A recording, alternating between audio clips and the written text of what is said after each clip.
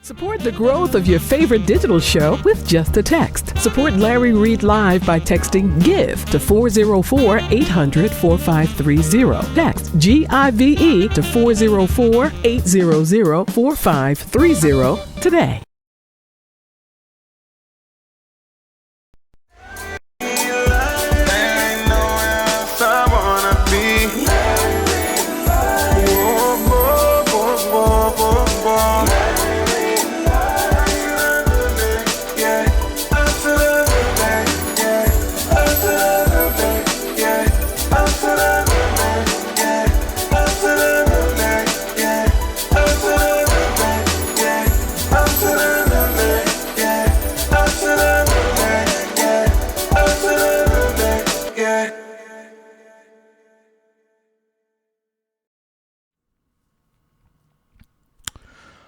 All right, I'm feeling a certain kind of way. So I'm going to go ahead and tell you guys right now, I don't really know how the show is going to go because I am feeling a certain kind of way all darn ready. I am. So I really don't know how it's all going to pan out, but I'm going to do my very best to entertain you while I have a conversation. Instead of switching the lower third, just go to the regular one. Anyway, this is what this thing that is bothering me and getting up under my skin. This whole week with all of this church stuff, I am appalled, number one. Then I am embarrassed because I am a part of the church. I may not be in the four walls all the darn time, but the church is a spiritual organism. I am a part. It's a consciousness. It's a thought concept. You know, it's a space that the heart and the spirit lives in. I'm there. I'm a part of the church. And then on top of embarrassed and appalled, I'm concerned. What in the world is going on? It's like we fracking up. I mean, somebody calling in already? Somebody ready to say something already. I ain't even got started. I got a couple stuff I got to talk about. So I don't really know how this is going to go. Go ahead on and share with every darn body. But I don't know how much you're going to laugh.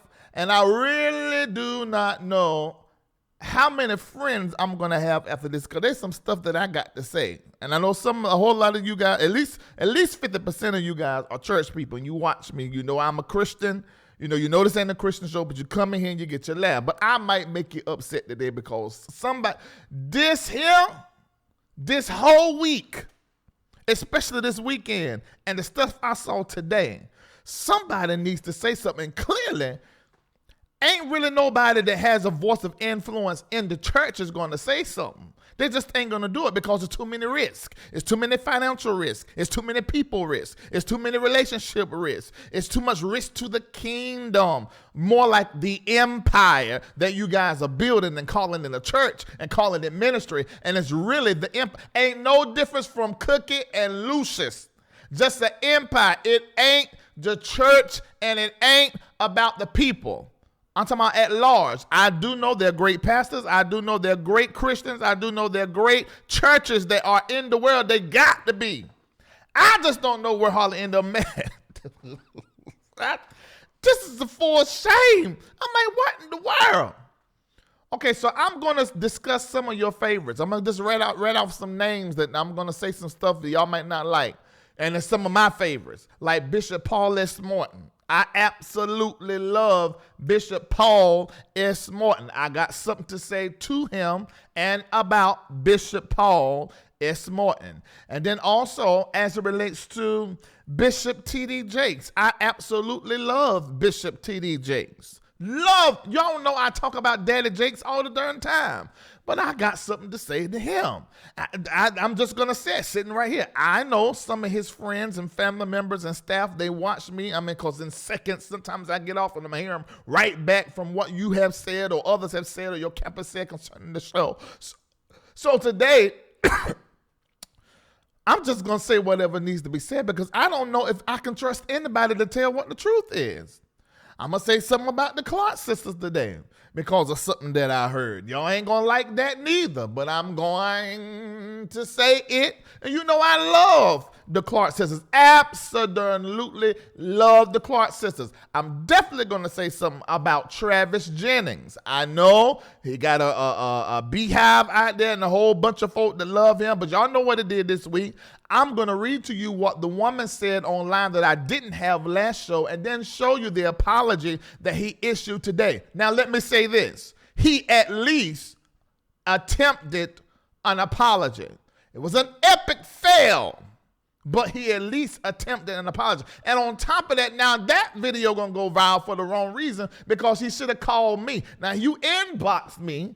When I first put the video up, I sent you a message back. We know some of the same folk. You could have got my numerations, and I would have told you how to do the apology, cover you, and cover the church, so I wouldn't be sitting here appalled, embarrassed, and concerned. I don't know what's wrong with y'all preachers. I got 20 years doing what you did. Now I'm sitting in this spot, and the church is consistently becoming world news. At least social media news by the millions. Won't you contact the person that's in this world that got some wisdom you don't have and got the wisdom you do have, mix it together and hand out to you how you're supposed to do. You done this wrong. This was not proper. I'm going to tell you because clearly somebody else that I love, Apostle John Eckhart, ain't going to tell you how to handle it. And I found out that Apostle John Eckhart, somebody had to say something to him too. And you know I love you, fly you in first class to my church over again to talk to all of my churches, lay hands on my folk, and prophesy. I had your book since I was a little baby in Jesus Christ. But I got some questions. We all got some questions because I saw your post as relates to Apostle Jennings. And they tell me that you are Stevenson, that you are the spiritual father of both. B-O-F-E. You the spiritual father of both. And all this time, this guy been on my show. You know how many times Maddie, M-A-D-D-Y, y'all keep turning into a female name. I'm talking about how he preached bad and taught bad all the time. I'm not bringing a question mark over the guy's sexuality. You know I do not do that here. I might clown you a little something by being sissified something because I'm a little sissified too. Raised in church. You cannot be a man raised in the church. You ain't got a little sissification in you somewhere. You know, so. But yeah, you ain't setting up all these rants and stuff he done improper that is public. Have you called and contacted Tiffany? Have you called and contacted Jose? Have you called and contacted Jennifer to find out what these three people from Anwa have experienced? Is there any truth to this? Or have you contacted them secretly and you just ain't told Maddie? I got questions. So I'm talking about all y'all. So today, y'all might not like me today. You might not like me today, but I'm going to have Commodore say so. I'm going to sit right here in this chair and I'm going to say what the heck I want to say, exactly what's on my heart. Thanks be to God as I sit here, I'm calming down some because when I tell you, I've been fuming and fussing and talking and upset and mad. Because this is appalling, it is embarrassing, and I am concerned. So I'm going to go ahead and put the warning out there. I'm going to say something that's probably going to offend everybody. Of course, I'm going to say something you don't agree with. You're going to call in and say something that I don't agree with. That's just what happens in family, happens in conversation. We're just going to be respectful about it. We don't have to insult each other. We don't have to call each other names. We can clown each other if you want to call each other names if it's all fun and games, but we're not going to, that kind of jab at each other like that, because I don't do it sitting in this chair. So let's have the conversation. And let me tell you what bothered me the most about this, what really spawned this, because I saw this before I saw the Travis Jennings apology, before I saw Apostle Eckhart's post, before I saw a whole lot of different stuff. Now, I saw what Jakes has said, Daddy Jakes has said on the behalf of, there's a particular pastor here in Atlanta. I cannot call the church name. I cannot call their name. I cannot call the brother name. I cannot call the family member's name, because the way that Phaedra done worked out that whole thing, I wish it had not been done now, but oh well, I done it, so I can't say the name. But the thing that bothered me, what sparked all this, was the story concerning Kodak Black. Now, I don't know if y'all know about this story concerning Kodak Black. Kodak Black is a rapper. But you know Nipsey, he just died. Nipsey Hussle, everybody should know about that. Nipsey Hussle, he died, he got killed. He was a rapper. Actually, he was a Crip. Everybody talking about Nipsey Blue now, but that's just code for Crip. Because they got cars around here all in Atlanta. Even Offset done about 4 of his cars like that. They one that's out here is a Bentley, or no, Rolls Royce, that's painted the same way. Ain't nothing but the Crips. And I gotta be careful. I ain't gonna say nothing else about it, because I don't want to end up shot, because my daughters need me here. But into darn way. So everybody doing this Nipsey Blue, and in the midst of that, his girlfriend that's left here, wifey, Lauren London, I think that's her name. Is that proper? I think Lauren London. Okay, so he was on a live just talking to one of his dudes, and in the live, he said, look, that London is fine. I'm gonna give her about a year to grieve, but man, she needs somebody. If she need a shoulder to cry on right now, somebody to talk to, I'll be that person, because she'll fine. And you can tell he was just talking to his dude, and it was live. Somebody was recording live, and his dude like, man, it's too soon. Man, it's too soon. But let me tell you what the real truth is. The reality is that's dude talk. Especially a fine woman, preachers do it. Can we have a conversation? I've heard pastors, preachers, artists do the same thing. Stand in line waiting. And you see it in the biblications too. If you want her husband died, pick up, get her. Smash all you want to do. And that's what he was talking about. But the guy was like, man, it's too soon to have. He said, no, I'm being respectful. But what happened was him or somebody posted it on his page. So now this private conversation that happened in privacies is now public adjudications. And when that happened, social media go right in. And they went right in. Okay, so in my opinion, I don't think he meant to be malicious or unkind or disrespectful. He was having a private conversation. The fact that it was posted out there live, that changed the game. And listen to what happened. And I told y'all, this is what made me go into this mindset of being appalled, embarrassed, and also concerned about the church. Because I look over there in hip hop and in the world, the unsaved, the terrible people that, like what church people and spiritual folk and Christians say, what I'm going to say Christians say and church people say, and some pastors, ain't saved, on your way to hell. But we're talking about this community, got better dealings than us over here in the church. Because he said that and it was disrespectful, men began to stand up. The first one to say something was, that mouthy T.I. He always got something to say about what somebody do. So he gets on Instagram and he goes off. The second person that goes off is the game. The game start flipping. Nigga this. And he's full throttle cussing. Just a total cuss out. And then the third one was Tank. Now Tank, he come out of Bishop Hezekiah Walker's movement. He was in one of the tenors. And Hezekiah, I'm not saying all tenors, but this little jokey. I knew it was gonna end up being funny somewhere, because I just can't. This is my personality. So Tank,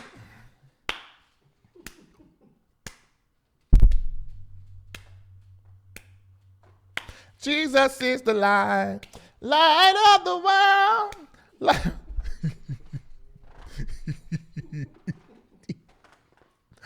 He come out Bishop Hezekiah Walker quiet, the tenor section, but he's saying R&B. Now he won't cussing. But he got him too. See, let me ask y'all a question. Let me ask y'all a question. When Maddie was on that Instagram sending that man to hell through with a prophetic whatever thing he was doing, up in that pulpit talking about the women and their roles, and that's the reason why the gay men in his church want each other, because the women are too fat. All these other different rants this man has done, nobody, except for me and vloggers, said, maybe you shouldn't have did that. Remember when this picture surfaced of him holding ping to ping? No, not that one. Nigga, I told you to get that, but it don't matter. It don't make it no way. Let's have the conversation. Ping to ping, and no major voice said anything, not even a gospel artist. Pay attention. Listen, I'm going somewhere. Listen. When Denise Clark Bradford, the long-lost Clark sister, done this interview with me, and we found out that her and her other sister's relationship was estranged, nobody has said anything. Are y'all listening to me?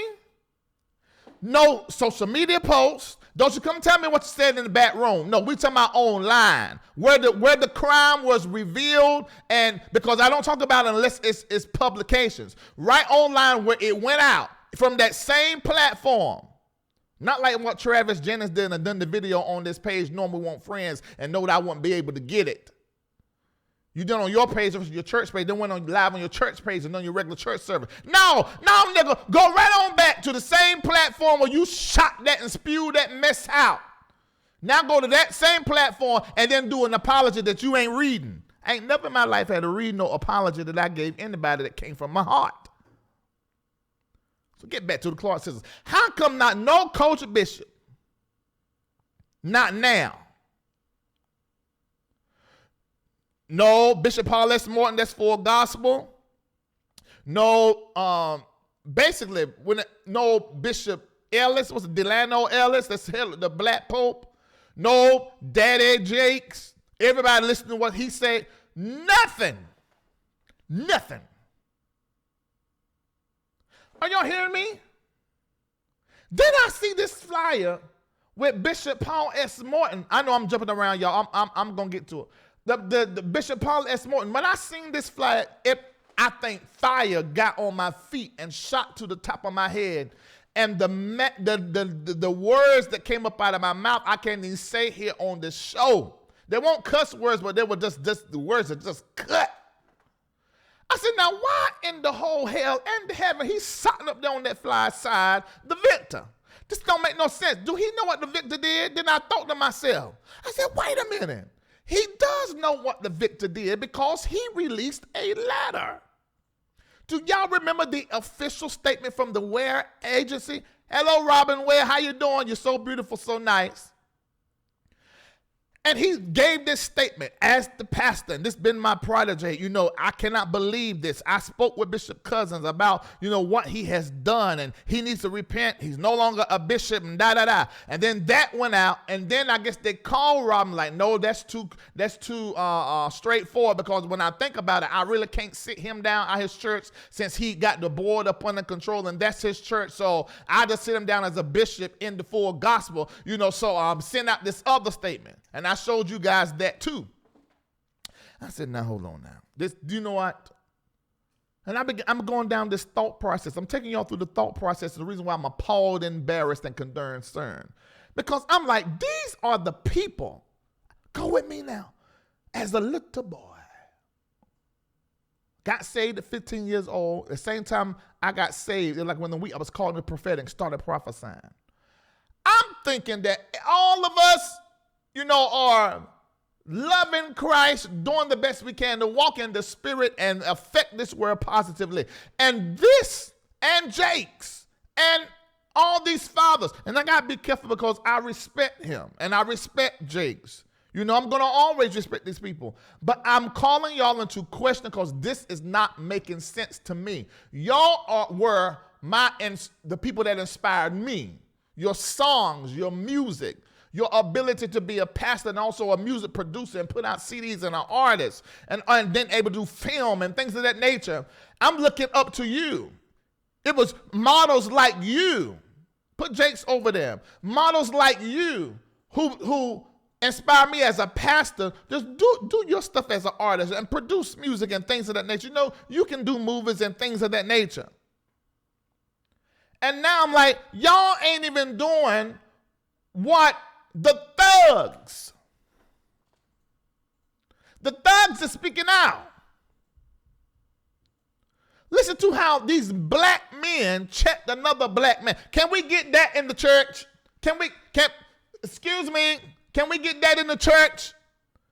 No, y'all want to leave it for LarryReidLive to do. So then y'all can vilify me, demonize me. Somebody I read in one of the vlogs somehow, I'm an ex-angry church person. No, I was not hurt in the church. I love the church and I love people. I think the problem that people have with me is that I don't have a respect of persons. Because just like I'll read a pop artist or read, R-E-I-D, I'll read our president or read a government official, give Detroit a licking upside down the other, give Flint a licking upside, just like I'll address any other topic. I address the preachers the same way. I think that's the problem that y'all have. Because y'all expect to touch not my, let me tell you what the scripture ought to say. It ought to say, touch not my sacred golden cow. Or I'll get mad and try to sick my God on you. That's what it need to be. Because that's what y'all really mad at. Because y'all won't call this out. Call this out. It's bullshit and you know it. But you ain't going to say nothing because you don't mess with your connections. Now, I know, bring that flyer back over here with Morton. I know good and well, I know all about that church been 3 or 4 months behind mortgage. I understand about the case now going up to grand jury. I know all about the federal court proceedings, and I know money needs to come into the church to save the building. But fuck that. You can't go over there and get the people to give money and try to have a big musical and have everybody give and all that stuff. You can't do that before you sit down somewhere on a live or with me. I'll let you do it. Call in and explain to us your position as his father. They told me just the other week he was with the bishops giving $2,000, but I think he gave $500, but the rest of them gave $2,000 with Walker, who took over your organization, on the front row laughing and going back and forth like it's a buddy club. Ain't nobody rebuked this boy? Oh, y'all leaving it to LarryReidLive and all the rest of the Christian Post rebuked them. Sites everywhere. News, TV. Articles, but the fathers ain't said. But go back to Kodak Black. He got out of pocket. And look at these black men. No Holy Ghost. No God. Not living by the Bible. Check. Another nigga that done got out of pocket. And the preachers can't do it. Play what they said. They got them good too. Let me give you, what you say? Kendall, don't you sit here and tell me you don't have that video. Oh, Lord Jesus, you just be messing up my spiritualizations. I know I sent that to you. Okay, well, I'm going to send it to you so y'all can see what it said. Let me see what I'm going to call this in. Let me do it right quick. I'm going to show you how quick we move behind the scene. Kendall, that is it. Where? That's Jake's you can't, okay, I'm going to show y'all exactly how they checked Kodak Black in just a little bit. So here we have Clark sisters. Ain't nobody said them, no bishop, nobody nowhere. Ain't nobody said a thing. And then we have that pastor that I can't say their name versus Daddy Jakes. Now, you know, I already felt one kind of way about Daddy Jakes laying hand on Baby Jakes when I had already seen, y'all, you see how good I am? I played that video and I said I didn't like the fact of Daddy Jakes laying hands on him, so like to clear him, because he done the same thing with Chris Hill. He do with everybody. Why need to bound it? Anytime somebody go wrong, it's just, because I do know that his heart is really good and he wants to restore everybody, and ain't nothing wrong with that. But I just thought it wasn't smart to do, because now people are gonna be like, well, If he keep laying hands on these folk, then after that we find out something wrong, it's going to like, Jake's laying hands on you and prophesying you ain't going to be that important because he do it with these boys that ain't a bit more saved. It's coming, I said. Yes or no? That's what it done to me. That's what I was thinking. I'm like, damn. I can do anything. Just get Jakes to lay hands on me and reinstate me in the bodies of the Christ, and then everything gonna be all right. I can't. So then you can bring the man over whose name I can't say. And this man, and I've sat down with this man, with my lawyers, and I don't think he's a bad, and y'all know for like a year and a half along with, did I set them up? Because like for a year and a half, him and baby Jakes, I praised like I don't know what. Maybe I jinxed them, I don't know. You got a whole 20-month-year-old baby outside your marriage. Now you taking care. I mean, the baby mama ain't got to work she don't want to. Taking care. Now you doing that good. You will. But I cannot rectify and I've tried. Oh my God, I tried. I looked at my own self, 20 years of passion, the mistakes I made. I made mistakes. I've hurt people. I know I helped way more people than I hurt or handicapped because I will put myself so in people's life that I will enable them and just about take the power from them, to where they could live in a way that won't make no mistakes. God, I just love people so much. It's that smothering mother thing that happened in my life. I became a smothering father. And so that's why I'm not hard on preachers when it comes to, you won't never hear me talk about the victor and the fact that he was frucking. The fact is that he was fooling 8 women, thinking them all to be his wife. That's the problem I got. And then getting on the internet and talking in a way like they crazy because you doing what you're supposed to be and then touch not my anointed. That's the same issue I had with Willie. But Willie did get up there and own it. And that's why Willie now, in my eyes, is a notch above all of y'all that I'm sitting here talking about. Granted, he still ain't dead. Because I talked to DeShella. I keep in contact with all these women without frucking them. And I know y'all think me and Andrea Garrison was doing something. No, she fine now. And I was thinking, we could have. I'm single, she's single. But aside from me practicing holiness, but I could have done and never told y'all. She wouldn't have told nobody. Because that girl was not going to tell anything on him. What happened was when he got live, you remember the story? She made he got live. She made a post mentioning, I can't believe the da-da-da's getting married, da-da-da-da-da-da-da. And that was going to be an outburst. She get that pass. But then he came on the live and made it seem like she lying and that she this, that, and the other. And that's what incited the war. Then after that, started doing revenge porn, allegedly. It ain't alleged no more because it's going up to the grand jury. So you done.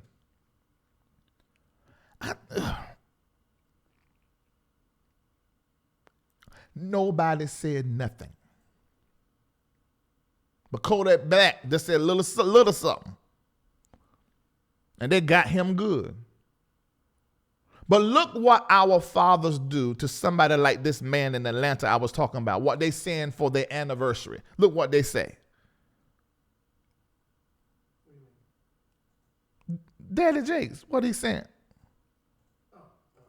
Listen to this. You think this was Jesus? Greetings in the name of Jesus Christ of Nazareth. When I think of Atlanta, the great city of Atlanta, I was just there a few days ago. Atlanta has so many great things and great places to shop and eat and sports events and activities, great government, great mayors, great officials, great elected people, great pastors. Not many, but a few. 15 years you've been pastoring. and 30 years of preaching the gospel. On this momentous occasion, you have to be tough to make something last for years. We send you greetings and encouragement. Happy anniversary. And y'all know I love Daddy Jakes, but this is some bullshit. Now, granted, behind the scene, there could have been a reprimand, there could have been a rebuke that we don't know anything about. But this is the problem I'm having. We done seen this with Kim Burrell. That's another thing that nobody really... I'm telling you, the times when somebody in the gospel industry speak out, it ain't never the preachers. If somebody will speak out, it's the gospel artists. Like what happened with Travis Jennings. You saw Yolanda Adams, Deidre Hatton, Lexi Allen took right to IG and blasted them. Said, this is some bull. This ain't what's supposed to happen. And y'all going to every woman in his church is dumb. That's what they said. I think Deidre Hatton and his wife going live tonight at 10 o'clock to talk about it. That's free advertisement. Let me hush. Because this, you cannot make this right. Not by doing what he did. Something my mentor says. Said people are always giving apologies and saying, I apologize and whatever, and without creating a new word. This is how you should have apologized, man. You should have said, I should not have said what I said. See, it don't matter if you spiritual father or not. It was improper. I do understand, though, that as a pastor, people sort of pull you in those positions when they haven't had a father. And so you start being a father to them. But as a spiritual father, you, and this is something I had to learn, you have to draw the lines of demarcation. And you have to handle yourself properly, because they ain't going to never tell you, okay, you're handling me improper, because they don't know, because they ain't had a daddy. They hurt. They have a father fracture. So you're now teaching them how a father's supposed to speak to a daughter. I don't speak to my daughter like that. There's some stuff I tell and I have though. There's some stuff I tell my ex-wife so she can tell her, because I don't want to say it in a certain way and damage her. Then she end up going and choosing a man that talked to her like a daddy talked to her. It's improper. You should apologize, period. And not call it some kind of, what would he call it? Some razor mentorship, like a cutting or whatever. Oh, Lord have mercy. It's just too damn much. Nobody, no pastor and leader, not even his spiritual father. Listen to what his spiritual father said instead. This is what his spiritual father said. Oh, Lord, I can't. This is what I know I'm going jumping thing to thing. You can't log off because that's what's happening. His spiritual father said this. As many of you know, Apostle Travis Jennings is a spiritual son that I love very much. His recent video went viral, and this morning he issued an apology. I always believe that humility is the best way. I am, however, grieved at some of the vicious comments made about him. People don't even give someone a chance to reflect and apologize. The church at times can be so cruel and hard in their attacks on good people when they make a mistake or do something unwise. We live in a day when many are easily offended. Please, let's be forgiving and merciful in our dealings with each other, and remember the mercy of God in our lives when we have made mistakes. I pray that people will learn from this incident and examine their hearts towards their brothers. Now, let me tell you what I did. Put the thing up, the one up there with Eckhart and these two spiritual sons, Matthew Stevenson's, because someone sent me a link of the morning service, and they had another pastor out of the city that actually done a shady post against me not too long ago. Somebody sent me. I didn't make no mention of it because I ain't feel like fighting concerning of it. But he was talking about me and insulted me musically. Let me tell you something. I can take jokes, and to tell you the real truth, I can even take the insults. It really don't bother me. But it was said in a way to where it's a question over what I do and integrity and the ability in what I do. When most of these people I'm talking about don't have the level of education or experience that I have. So he had Hart Ramsey at his church, Stevenson, and the whole thing was about grace. Did y'all hear what Eckhart said? The whole thing about grace, loving people no matter where they're coming from, people struggling, let them come to homosexuals, everybody. But on the flip side, you get online and call Tiffany, Jose, and Jennifer a snake. These are witches. These are demons. Oh, for real?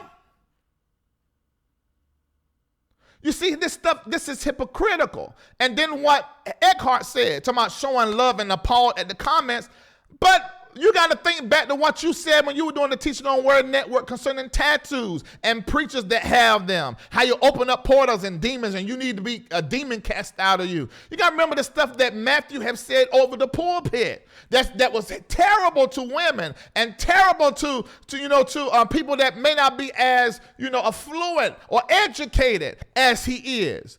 Y'all got to stop with this bull. And ain't nobody calling y'all on this.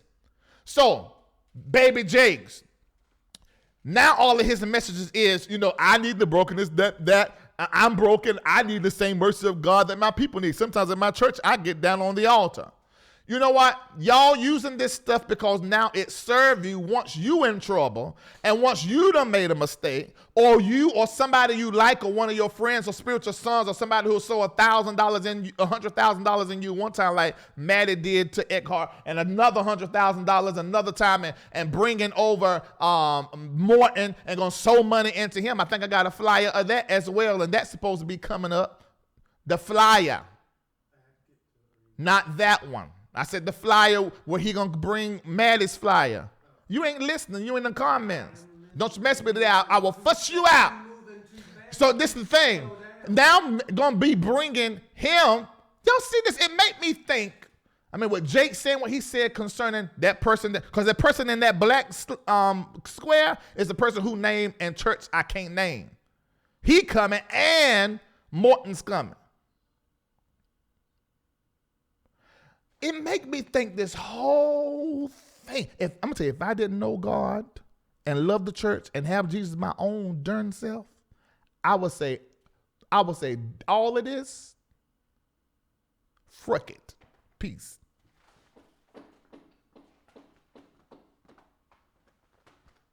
I'm going about my business.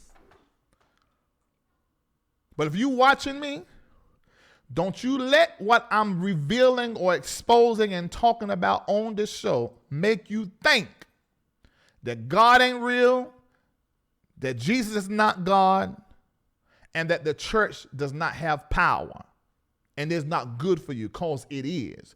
Just not these folk I'm talking about on this. Hold on, I can't say that. I can't say that. But maybe the people I'm talking about on this show just are not a good fit for you. I can see that. But if you're there and you're getting help, okay, well then stay. But Larry wouldn't go. I wouldn't go. I would not go. But this made me think it's crazy. Why is you even bringing that person, the Atlanta pastor, over there? And now this is the thing. It seemed like to me Morton. If you Google, you know the story about Morton. And the baby outside the marriage, the daughter. But he took care. Now, all of these preachers are paying money for their children. But the legitimacy and recognizing the public recognition, I think he eventually did that. So, Martin, why not tell these people that they're not handling stuff right? Because I found out that you were the one preaching. Now, check this. See how this stuff connected. He was the one preaching when Jake sent the video to the other pastor that I'm talking about that I can't name. Are all of y'all in cahoots together? And nobody's going to check each other? Put Kodak Black up there. These black men checked Kodak. Play the video how they checked them. This is what I want to see happen. I want to see this happen in church. Hey, Kodak Black, you out of pocket, nigga. Fix that shit. Quickly, expeditiously, nigga. You out of pocket, nigga. Ain't nobody else gonna say it, nigga. I done said it to you, nigga, and if I see you, I'ma say it in your face, nigga. You out of pocket, nigga. Get your motherfucking self together. This shit go for Kodak Black and any other nigga disrespecting my nigga Nip name, his legacy, his family, nigga. Keep my nigga name out your fucking mouth, nigga. Keep his girl's name out your fucking mouth, nigga. The wrong with you new niggas? No respect having ass niggas, man. This new generation, y'all up in the head, nigga. Stop disrespecting my nigga's name, man. For real. My nigga died out here in these streets, nigga. For doing the right motherfucking thing. Doing good for people. And the first thing niggas want to do after his untimely demise is disrespect his name? Nah, nigga. I ain't going for that. Kodak Black. That's not it, bro. I promise you that's not it. You gotta listen to the guy next to you that's saying too soon. And the other guy that's, trying to keep you from saying it, period. You gotta get out of that. And you gotta, there are a lot of factors at play here. You know what I'm saying? Not only just the people that love and respect Nip and Lauren. You do business with us, with Atlantic Records. That's a tough spot to be in, young fella. So I'm gonna just let you know right now. Just get out in front of that, man. And if you meant no disrespect, if you meant no harm, it's easier to say that than to play the tough guy. Fix this, bro. I just need to give perspective. Bring the LarryReidLive video over here. I need to put this in perspective. And I'm going to try to let this go. So, you want me to come to your church or to your concert, buy a ticket, give my tithe and my offering. Come to your church to hear God because you're the only person that I can hear God through. And I've got to subject myself to a person or to an institution whose morals are lower than the common criminal who would be called a criminal or a thug. That's what you want me to believe. I'm trying to put it in perspective. And I need to come buy your concert ticket, Kim Burrell, because you're such a great gift of God. I need to come to Travis Jennings Church because you're the man of God. You're the spiritual father that we all need. Although your morals and how you talk and how you speak to people and deal with people, I didn't say do nothing. How they don't even, it's not even, they're pimps who won't talk to their sister or their mama like that. Are y'all getting what I'm saying? Why ain't nobody going to the Atlanta pastor and say, look, I don't care if your wife know or your boy know or your church know or not, that you got a whole child that don't know you the daddy. Nigga, you better get up out that pulpit and go out there and be a daddy. I don't care how many demons you cast out, how good you preach, it don't matter. And y'all want people to come to that where the morals are lower.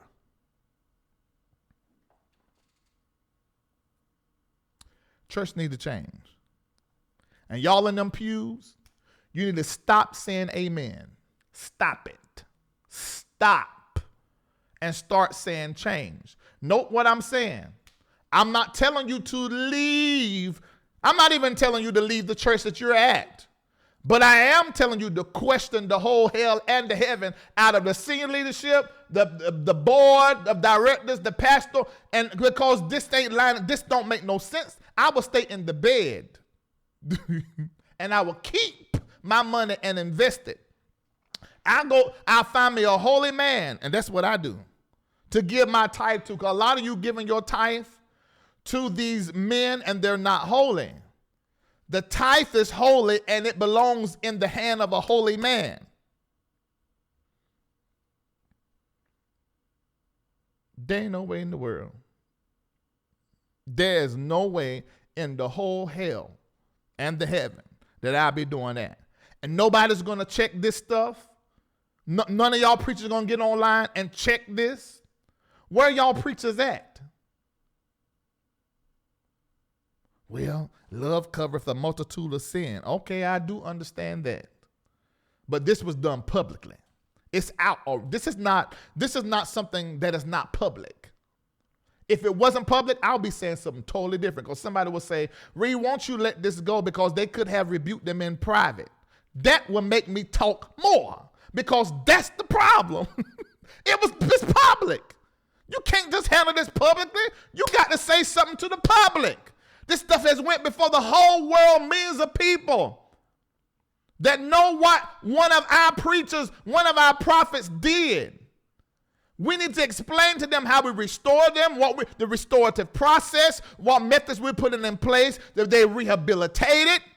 The world should not be leading us in getting people therapy and getting them help and then putting them back into their space. We're supposed to lead that and be that example. We're not showing that. We're more concerned about building our empire, our church, and getting the numbers in there and herding people into the church, herding them. We even have changed the whole divine idea called the church. The idea of the church is for people that are practicing Christ's principles to come there, fellowship with each other, and get kingdom strategies to then go out and evangelize the world. But y'all niggas done changed the whole concept of the church, and you doing everything you can to get the world to come to your church to evangelize them. That's the reason why you got preachers like that Atlanta pastor preached this morning, from what I understand, preaching messages that got the most current and the most talked about and trending topic in their sermons. How in the world you going to preach a whole entire sermon that got Nipsey in it? The God of Abraham, Paul, and Nipsey? Are you for darn real? And then somebody said this to me. That's amount. Read. Let me read what the comment is. Let me say what they posted. This is what somebody posted up under this, because I posted it on the page and I went off. They said, I was there and was glad that today's issues were being addressed in a relevant way. The pastor used Nipsey Hussle's life as an example about how we as the church need to be concerned for our community. As the church, we must come out of the four walls. This message was great, and I'm glad that I visited today. Stop judging before you listen. And as a minister of the gospel myself, why not use real issues to reach others for the kingdom? We need to make the Bible understandable for all on all levels. All of Christ's parables, principles, examples, whatever. Oh, and by the way, all those that are called to minister the gospel of Christ have been given influence by God, whether in the pulpit, street ministry, bathroom, detail, kitchen, or marketplace. What in the world, and why do we just find reasons to be negative? People got saved, set free, and delivered. Is not this the purpose? This is what I said back. I said, I understand what you are saying and why you will say that. I understand your lens, but I think you're missing the vantage point from which I wrote this post. The only reason why anyone will use Nipsey to preach a sermon in a church is because those in the pew are detached from the basic principles of Jesus Christ. Biblically, the church is the place where those who follow and practice Christ's principles go for fellowship with each other and learn strategies that they can implement in their life and in the world to better evangelize it. But herding people into it under the guise of evangelizing them and to keep them connected to God. Where'd that come from? That's not the model, y'all. Listen, when your church is a herding facility, you have to create things to attract and to garner relevancy. God's divine idea called the church does not need to play these type of games. You can say what you want to say. That is not the design of God. And Jamal Harrison Bryant do it all the darn time too. Taking a sermon or a trending topic or a song and preaching it. You are doing that because you are in business. You are not doing what God have called the church to do. The church is supposed to, I summed it up, supposed to be a fellowship of people who are practicing the principles of Christ, who are followers of Jesus Christ, who already have a relationship with God or connection or an inquiry or something with God for fellowship. And then they come there to get higher education for themselves and for their business and what they do in the world to then be a voice in the world to evangelize it. But y'all niggas done changed the whole concept and using the church as an evangelism tool. The church is not an evangelism tool. The church is not an evangelism tool. We know folk may come to church visiting because they like the music and they get touched, and get saved. That's great when that happens, but that's not what the church is for. You mean to tell me what in the world? I don't understand. Who came up with this concept, made this stuff up? That's the reason why it's full of so much mess and a cesspool, because y'all changed the function. It's not for everybody to dump into. Come as you are. Y'all took these Bible verses and just, oh, Lord mercy. I'm so bothered. Let me get balanced. Hold on. Let me say something. I just can't help myself because, I'm starting to realize something. I'm starting to realize the reason why, and I done well as a pastor. I was rich. My ministry was rich. I preached several places that I wanted to preach. I was on the major stations for several months. I did well. That's why it was difficult to walk away from it, because I was doing well, very well. Listen to me, very well. But I understand now why I didn't get into certain circles and certain doors. Because in order to do it, I can't care about what is best for everybody. I only can care about what's best for the pulpit. And I'm not that person. I could not care about the poor and the widow and how we operate and what we did, how it was best for everybody. No. In order to get through those doors, I have to be willing and have a skill developed to pimp the poor and the widow and the woman, and pimp the rich and the gifted so I can run my church, and the uneducated so I can get over on them. That ain't Larry Reid. Never was, never will be. That's why I couldn't get through those doors, because I wasn't going to play the game. And if you watching me and you're a minister or artist and you want to touch the world and get into the gospel music industry and you want to preach around the world, let me tell you this here. You better listen to God how you're supposed to do it, and don't look to the church. Don't look to nobody's conference, nobody's platform, no local gospel radio station, or no gospel PD, and I'm a radio promoter, or some other artist to do it. You better get on your face with God and get you a stratagem. Because if you start working in this system is wicked and needs reform. The church and the gospel music industry, wicked. Because we see that it's not about people. It's not about what's best for people. I'm thinking as pastors, we're just making mistakes because pastors are used and pastoring is hard and pastors are abused and we get depressed too. So I'm all passionate towards pastors, because people, they do us wrong and we're underpaid and pastors are neglected and pastors, we aren't perfect. We fall in sin a little bit. Y'all don't be so hard on us, and we're human too. But hell, pastors are bastards too. Oh, maybe I shouldn't have said that because that's next to cussing. And I try not to cuss on the show, but I'm just saying.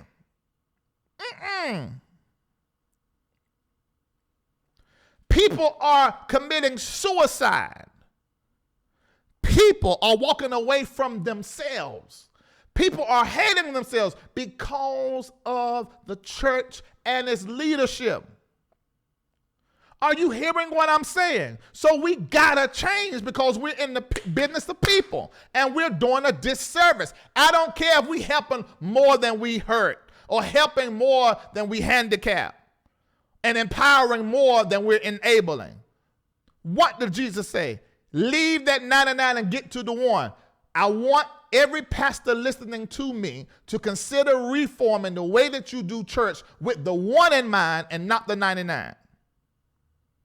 Because the one in the church is literally the tithe of the masses of people that you want to impact. They 7.9 billion people in the world. America is like 3% of the population of the world. And you running after the 99 and trying to serve the 99 and leaving the one. Don't even know if you can get the strategy for the one. God will put the masses in your hand. You working the strategy for the 99. There ain't nothing but a big old, like I said, develop a skill to pimp the poor, a gift and ability to pimp the gifted. That's why Beyonce left it. That's why Michael Jackson left it. That's why a lot of these Tank left it. Because the gift was to be pimped in the church and the person not even ministered to or considered. I want you to hear what I'm saying. That's why there are a lot of folks sitting in the church right now that is gifted to change the world, but are scared and only will work in the church because you made them feel like they can't miss church. You made them feel like that going and working in Hollywood is sin. We heard that from Devon Franklin's testimony. You make them feel like that somebody like LarryReidLive is doing the work of the devil and couldn't possibly doing the work of God. Couldn't possibly. Church got to change. Church got to change. Church got to change. Even when it comes to how we handle the Bible in our pulpits. I am fussing today. Am I fussing, Nancy? People come to our churches because they want God. And then the pastor and the church and the leadership rip God away and tell them that you only can have him if you commit to the pastor, commit to the church, commit to the work of ministry, obey what the Bible says. So what people do, that hunger, that really infantile, pure hunger, an inquiry of God to get them to even come to the church, gets replaced with pastor, work of ministry, the church, coming to church. God gets gone. Then you wonder why we got everything happening in the church that's happening in the world. Jesus is coming back. And when he come back, he going to whip y'all tail. That's what I'm going to do because y'all doing the whole thing wrong. It's all mixed up. They replaced their relationship with God with the Bible. Do you know how stupid that is? Oh, I really shouldn't say that. Let me see if I can say it a different way. The Bible is a tool. Yes, I said it. I ain't going to take it back. The Bible is a tool. A tool that should lead us to God, not replace him. It's supposed to lead us to God and not become a God. Are you hearing what I'm saying? Everything we look at in the world and in life, we look through the lens of the Bible. No, baby. You're supposed to look at life with the eyes and the heart of God, with the Bible in your hand as a guide and as a tool. You got that all mixed up. That's how come you can't even love people properly. Bible worship. It ain't God worship. It's Bible worship. And that is diabolical. That's the demon you got. The demon you got is Bible worship. You got a Bible demon. You ain't never worshiped God in your life. You're a Bible worshiper. It's supposed to lead you to God and not become a God. You should have Bible regard, Bible respect, Bible honor, Bible study, not Bible worship. Are y'all, is this making any sense to me? I know y'all probably killing me in the comments. I'm just doing this today. I'm not going to do it tomorrow. I don't know if I'm going to be live tomorrow on my Mondays at 7 like I normally be. It's no longer a tool. The Bible's, you know, I'm now done got, like, I ain't even on this show. Next, you know what I'm talking about. It's like the Bible is not a tool. It's not been used as a tool. It's been used as a bat. It's a bat. It is a bat. What Kim Burrell did in that pulpit, using the Bible as a bat, using the pulpit as a bat. That's what God coming for.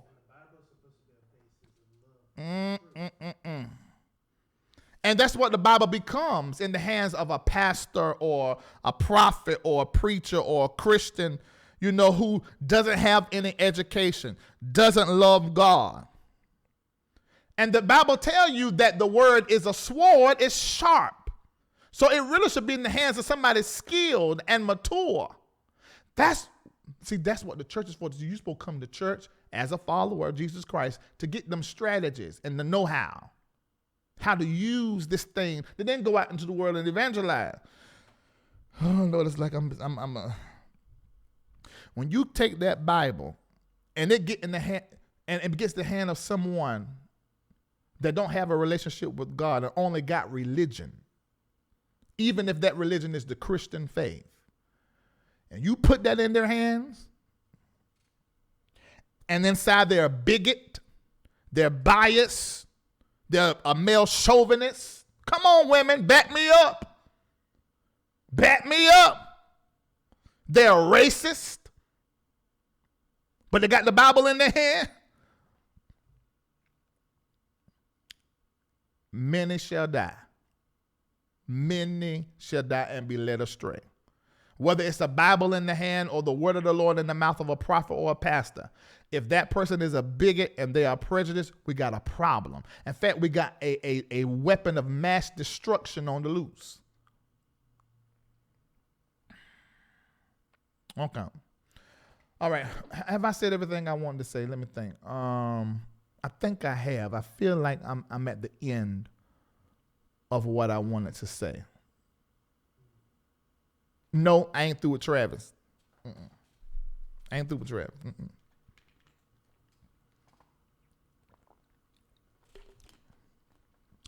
And really, Apostle Eckhart did you a disservice. I'm just going to say it like that. And Eckhart, I love you. You know I love you. But you did a disservice. You didn't lead him or Maddie right in any of this. You were their spiritual father. From what I was told, if you're not Maddie's spiritual father, then forget all of what I'm saying. What in this? Let me show y'all what Travis did today. Travis apologized. First of all, let me show you, for those of you watching, because there are over 3,000 you watching, let me show you what he did in church. Play the video that went viral. Let me show you what it did. Here it is. This is what it did.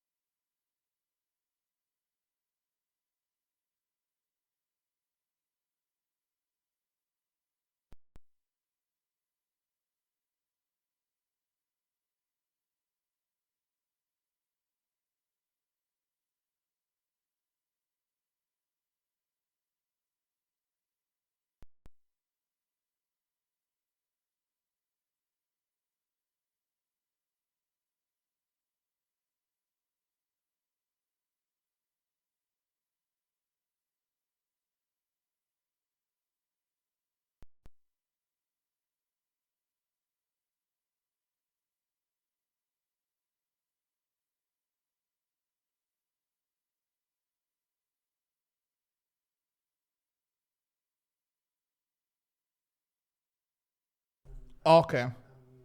Okay, to bring it back. I'm sorry. Okay, just bring that over. Okay, we're sorry. He did the video wrong. So you can hear what happened. All right, we sorry. We called it. You put it back on? All right. Back it up. Here we go. It's your fault. It's your fault. A woman should just shut up and look cute and nod your head. It's your fault. Who want me to critique them right now on the spot? You do it. Come here, right here. Come right here. Now she said she gonna do this, didn't she? Did I call her out?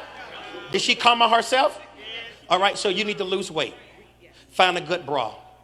You need to go to Intimates. It's called Intimates. I took my wife. My wife knew nothing about anything. My wife knew nothing because she came from a family who didn't know anything about anything. I took my wife to a place that they have. We don't buy bras at Victoria, not black women that got large breasts. So you need to get your bra made. And it's not that expensive. No, baby, you get a good bra, it's almost like having a breast lift. You feel me? You feel me? So you're losing weight, I can tell that. Okay, now this is the thing about losing weight. You ready? You wear the same clothes. So what you're gonna have to do now, you're gonna have to get intermediate clothes. What's intermediate clothes? Clothes that you can wear, and that you're losing weight, and it'll go down with you. It's like spandex clothes that stretch. So when you do come down, it comes down with you. Because if you keep wearing these big clothes with breasts to your belly button, that's not attractive. Number one, you want to get a bra. If you don't like what I'm saying, you can leave now, baby. This is my church. I'm 30 years in this with no scandal.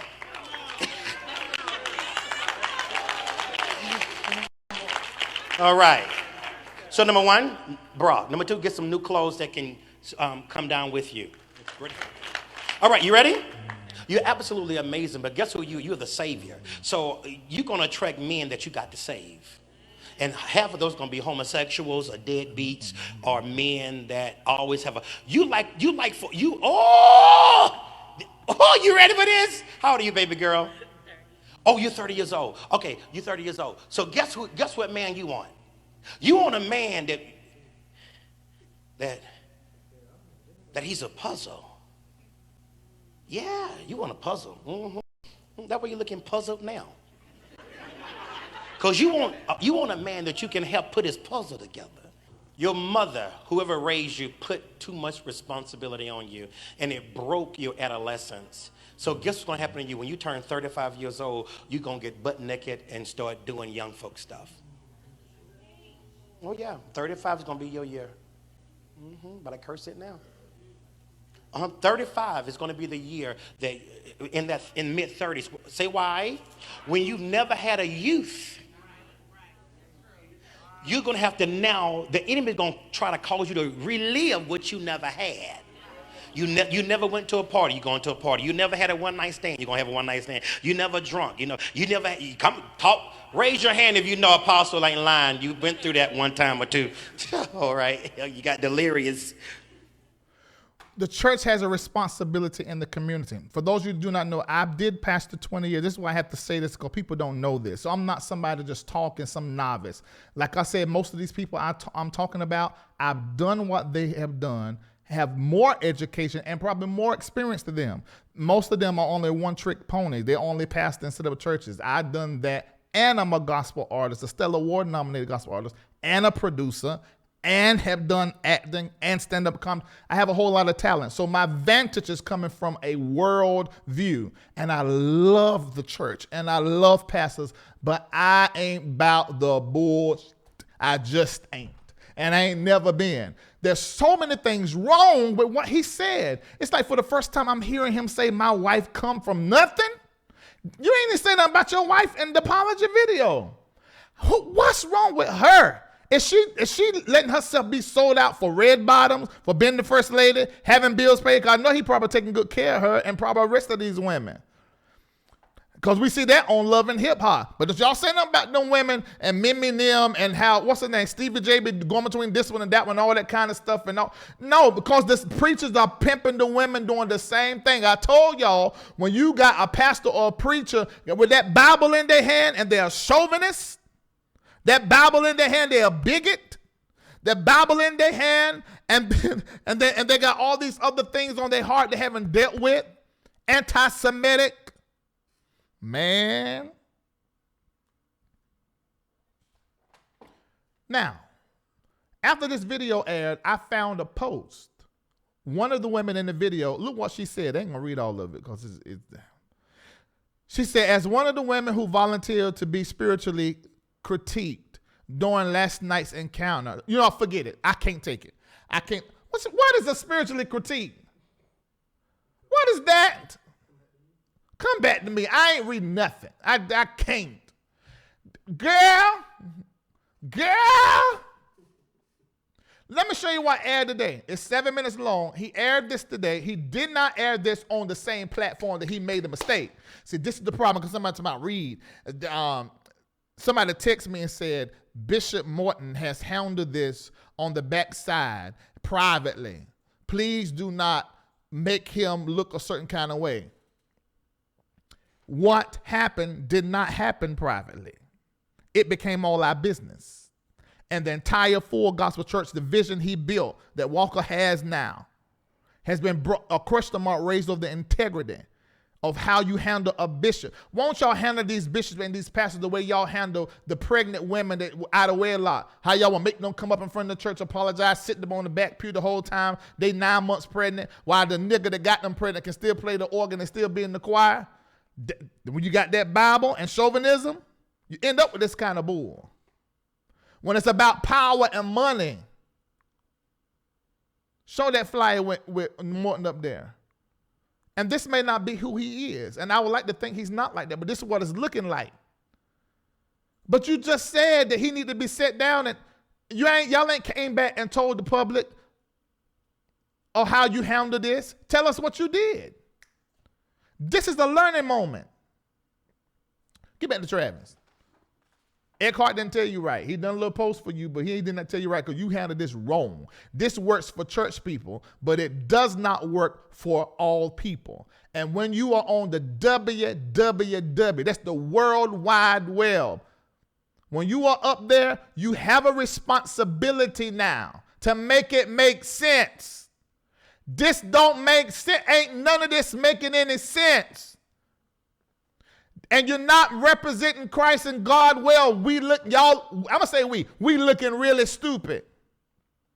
Play the apology video. I don't know if my nerves can take it, but y'all listen to this. Well, God bless you. This is Apostle Travis Jennings, and I know that you have seen the events taking place this week. You know, there's nothing more humbling than seeing yourself through the eyes of other people. And watching that video back gave me a glimpse of myself that caused me even to take pause. And for that, I want to apologize. I sincerely apologize. Even when your intentions are good and the message is lost in approach, a leader must be accountable. And I also want to apologize for streaming this coaching session. Truth is, this Razor coaching sessions, they are private counseling moments, and they are intended to be real, and they are intended to be raw. But to the broader audience, that can be lost in translation, especially when it is taken out of context. You know, even a psychologist or a therapist wouldn't stream a therapy session openly. So I want to apologize for not using better judgment in that regard. My heart and my intent is to help. My heart and my intent is to see people evolve into what they've been called to do. I desire to use godly principles to push individuals towards being their best self. And maybe this experience will even push me, the teacher, to be an even better version of who I am. Growth is a good thing, and I embrace it. Well, for over 26 years, I have been given over to the life and the cause of Christ. And in that is to better humanity. And in the last 10 years, I have been a prophetic voice, a life coach, a mentor to individuals. We have facilitated workshops, conferences, and seminars, roundtables, and labs, and one-on-one development. This type of razor coaching is raw, is real, and the intent is to bring the individual to the place of fulfillment. When taken out of context, the narrative can be lost. The intention is to care and to cultivate naturally and spiritually. And so I want to bring up Letitia and Antoinette. Come a little closer. I love y'all. Love you too, Apostle. First of all, thank you so much for being a part and to bring clarity. First of all, have the church paid you for speaking today? No. No, sir. No. Okay. Have you been manipulated or coerced to be here today? No, sir. No, sir. All right. Are you a part of my mentorship? Yes, absolutely. Did you feel humiliated in any way? No, sir. Not at all. Were you depressed? No. No. Were you devastated? No. Did you want to be Razor Coast externally? Yes. Yes. Yeah. All right. Let me start with Letitia. Yes, sir.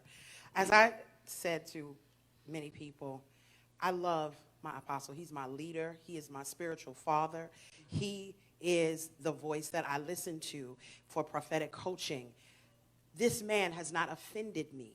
He has not hurt me. I am not depressed. I am not embarrassed. I am not ashamed of anything. I value his opinion. I value his coaching. I value the words that come out of his mouth because he is the prophetic voice that God has set me in this house to listen and follow. Yeah. So Amen. I was not offended, so you should not be offended. It was my life. Come It's on. changing me. It's not changing you. Amen. Antoinette. As I said in my post, I'm not offended at all. I didn't have a father growing up. When I came here, he noticed me. He is my father. So for everybody that has an opinion about what he said, he's pushing me in an area that nobody had boldness enough to tell me what was going on. He showed me things about myself that I didn't even realize I knew and what I was attracting. So my father, my dad, thank you. Thank you. Because of you, you helped me be better. Absolutely. Regardless of what anybody else says, you are my spiritual father. Absolutely. Wow. Give them a hand.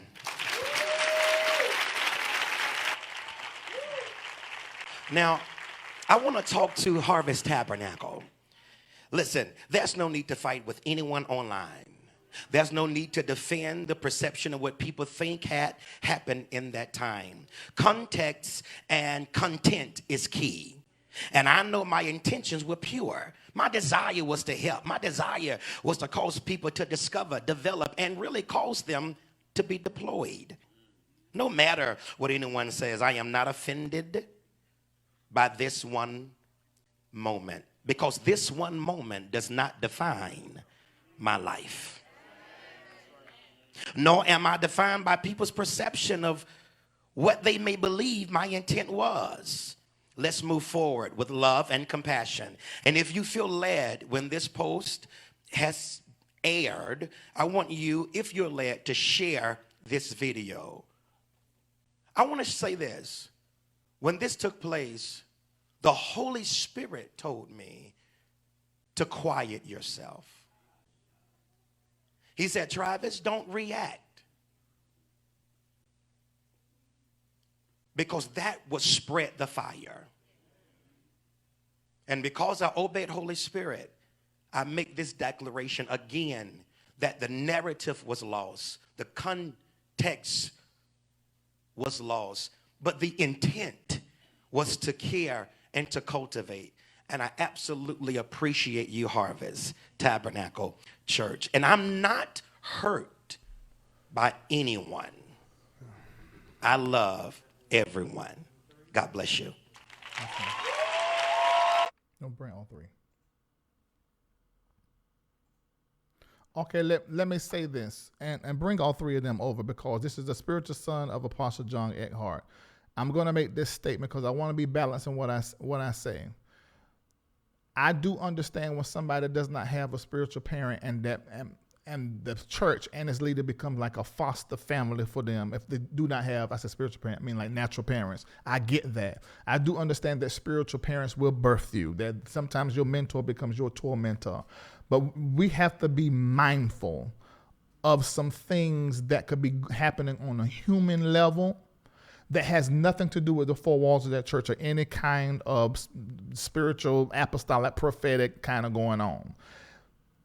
This is not proper. It's just not proper. Even the response of these women is concerning to me because it sounds just like women I have counseled who were beat. And he sounds like the men that beat the women. It just has some spiritual and some biblical context. But when the rubber meets the road, this is approved abuse. Like I told you, when you take the Bible as sharp and powerful as it is, and it gets into a hand of a chauvinist, it gets into the hands of a bigot, it gets in the hand of somebody who is a racist, and you begin to discern that there are some things that are happening that's not healthy for humanity. This is church talk and church going about, and this does not work outside the four walls. You will not find this working in too many places in our world, except in an abusive marriage, an abusive relationship where there's a controlling man.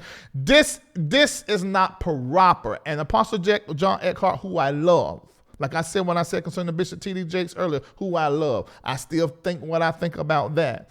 This is a failure, because this is not handled as if the world is watching. And for all of you to say, well, this is how the church, I know how the church works. I'm a spiritual father. I know about this. But just like in my intercessory prayer time, God tell me about changing processes and upgrading processes. The reason why I wrote that book, Let the Church Say Change as opposed to Amen, because we're in a different space. And so what helps some hurts others. I don't know why we can't understand that. And just agree, you know what? I don't like what you're saying, and I'm sort of stuck in doing it the way that I do it. And I like it the way, because it works for me. Preach the word hard to me, rebuke me. But that ain't working for everybody. It injures some people for the rest of their life. And people walk away from themselves. They walk away from away from wellness, they get pushed far back away from wellness, and they go into suicidal thoughts, hating themselves, devaluing themselves. And then you wonder why the women in your church go choose somebody out of jail. And I hate that if that hurt anybody's feelings. I know it's a little stereotypical. Or choose somebody, out the drug world, a street guy, and marry them. I can't believe that she ain't as saved as I thought she was. Well, that may be the truth.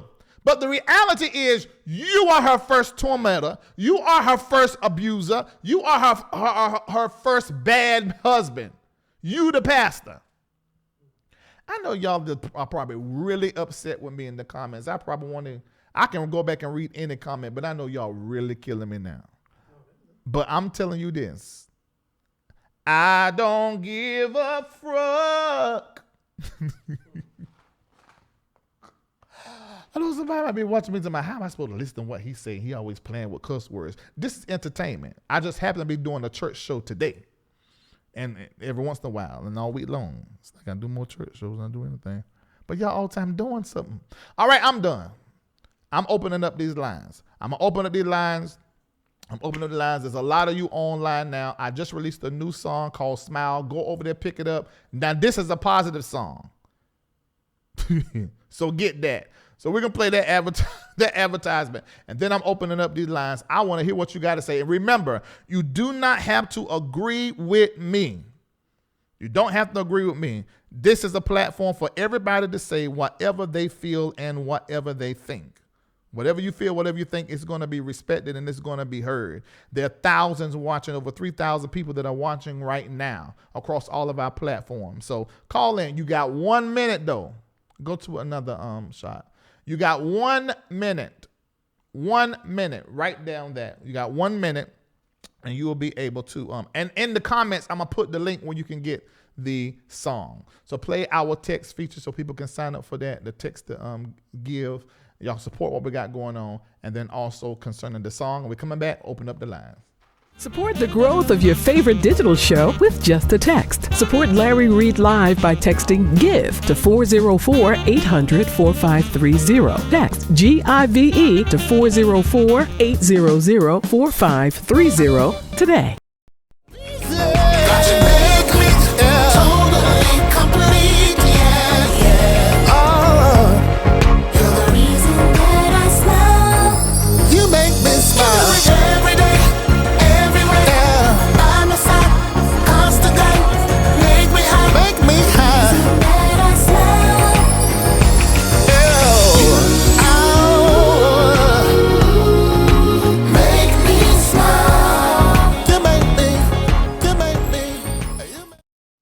folk are hitting me up that I know, because like I said at the top of this show that I probably will say some things that's going to make some people upset.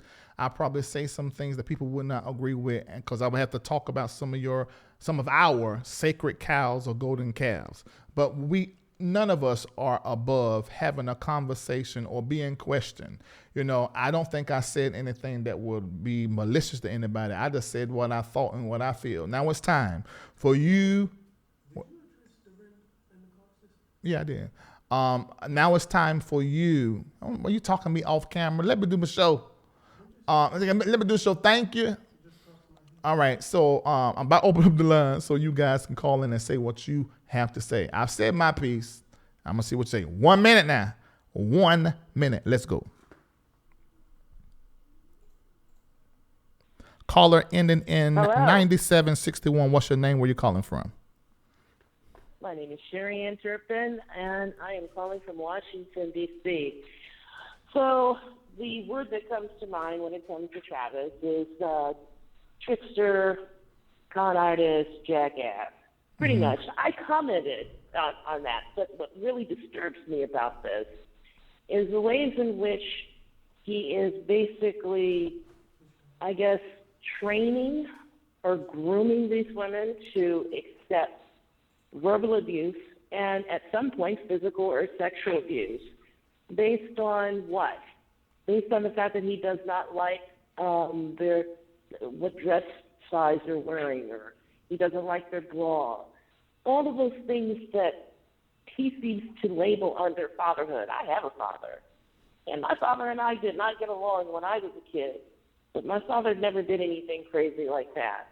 And so I think he's a trickster. I think that he's a vampire. He feeds off of the weakness of these women. And they sound like they're in a cult. He's very dangerous. And I don't think that you are overreacting.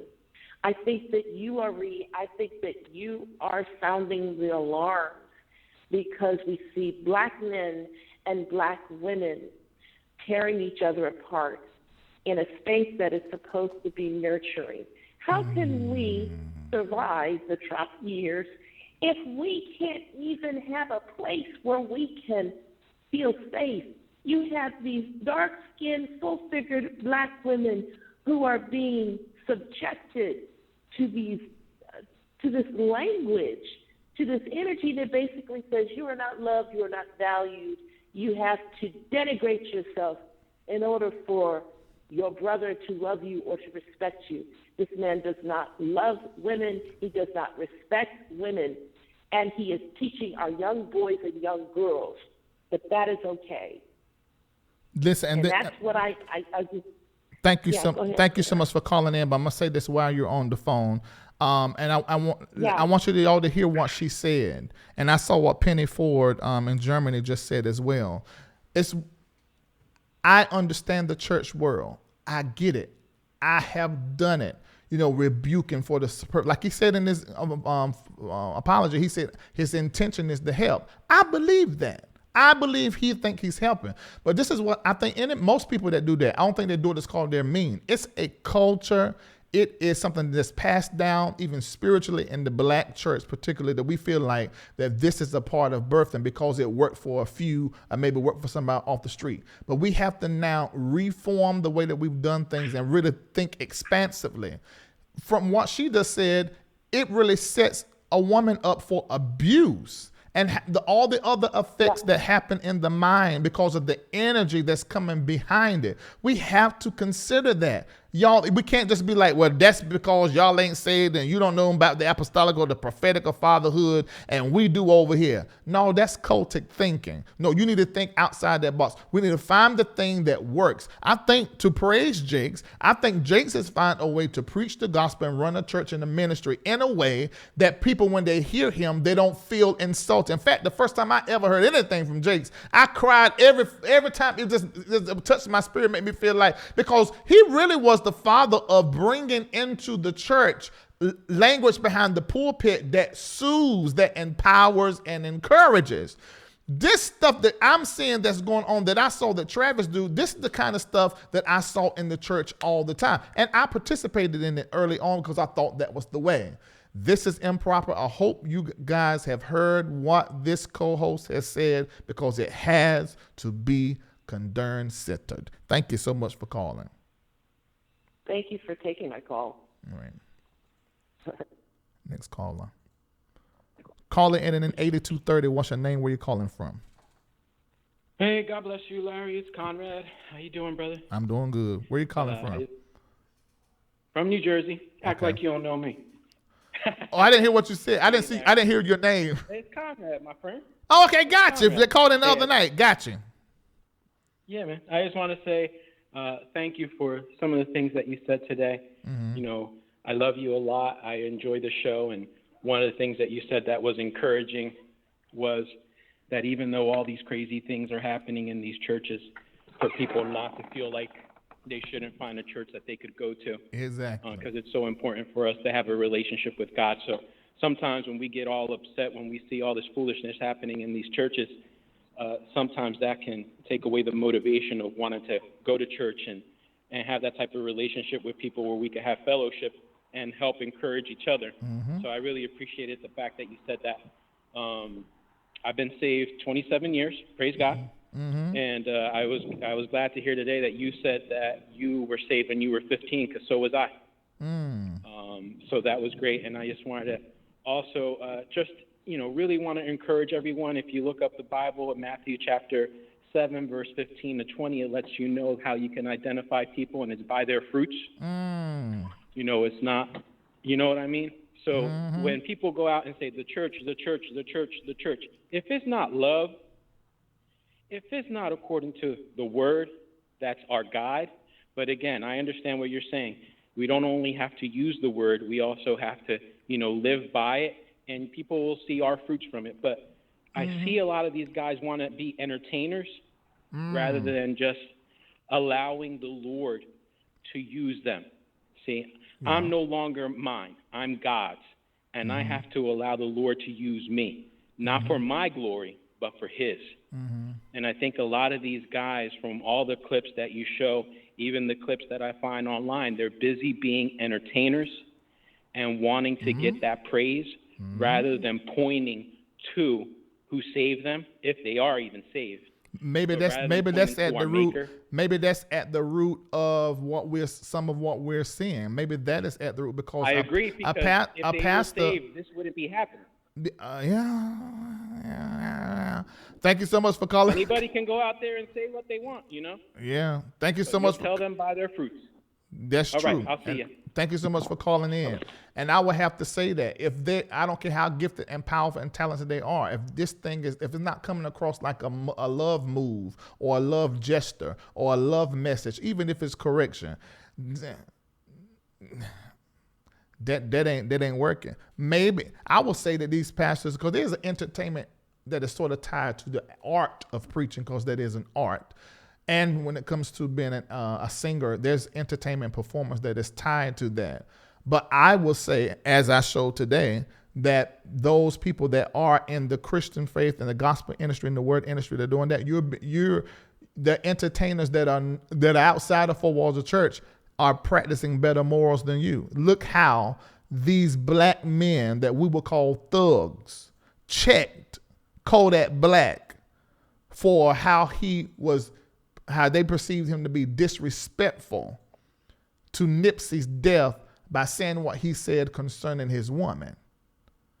I haven't seen no one, except for with the Travis Jenner thing, Yolanda Adams, Lexi Allen, and Deidre Hatton, they came out and said, look, bro, you wrong. And these folk that come up in the church. So all churches ain't doing this kind of stuff.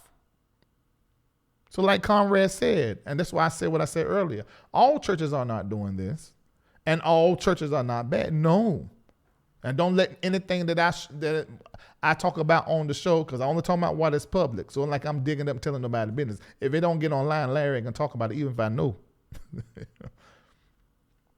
Don't let none of this stuff make you turn away from God, not believe in the church. You should see the stuff on this show and be like, make sure if I see a pastor and go to a church that I'm choosing as a church home and they got any of these qualities or propensities, proclivities that I've seen here on LarryReid Live, I ain't going to that one. All right, next caller. Caller ending in 4285. What's your name? Where are you calling from? My name is Casey Simmons, and I'm calling from Sacramento, California. Hello. Hi.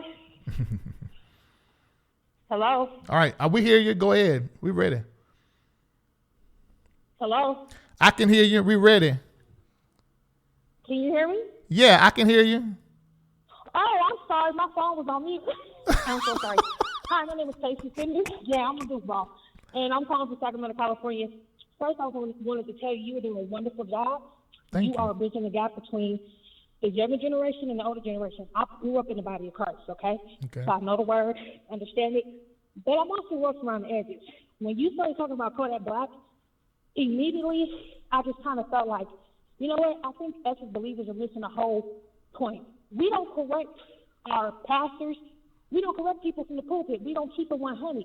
So kids like him that are my age, because I'm not that far in age from him, I'm a millennium, we don't want to have nothing to do with God. I do.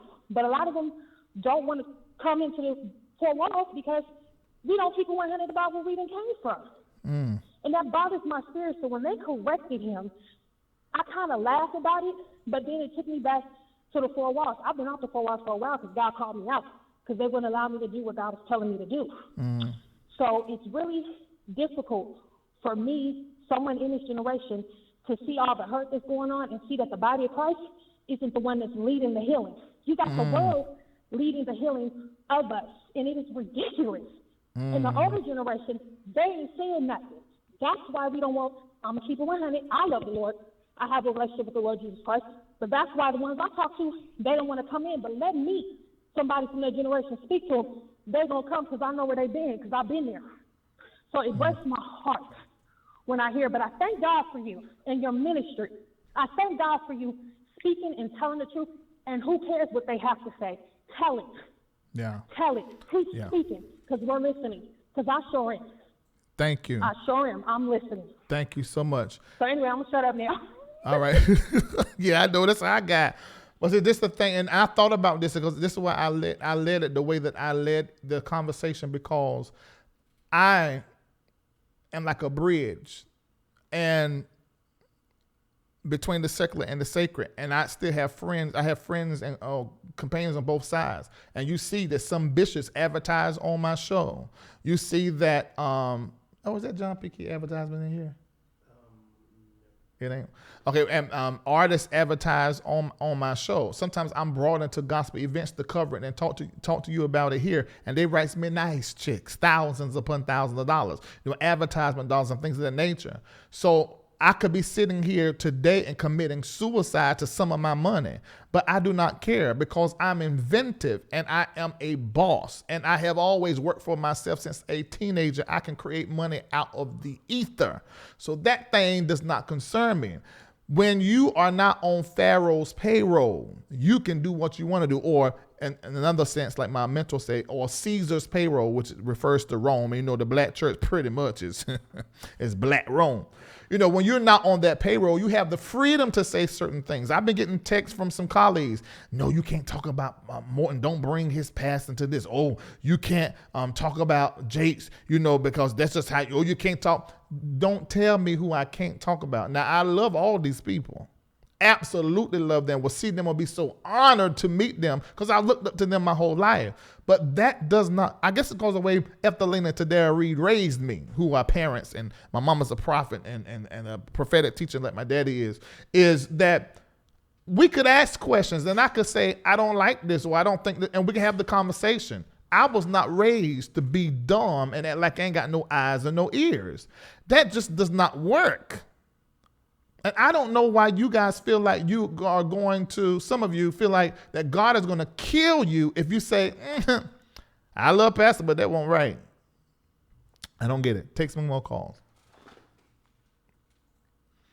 Caller ending in 3711. What's your name? Where you calling from?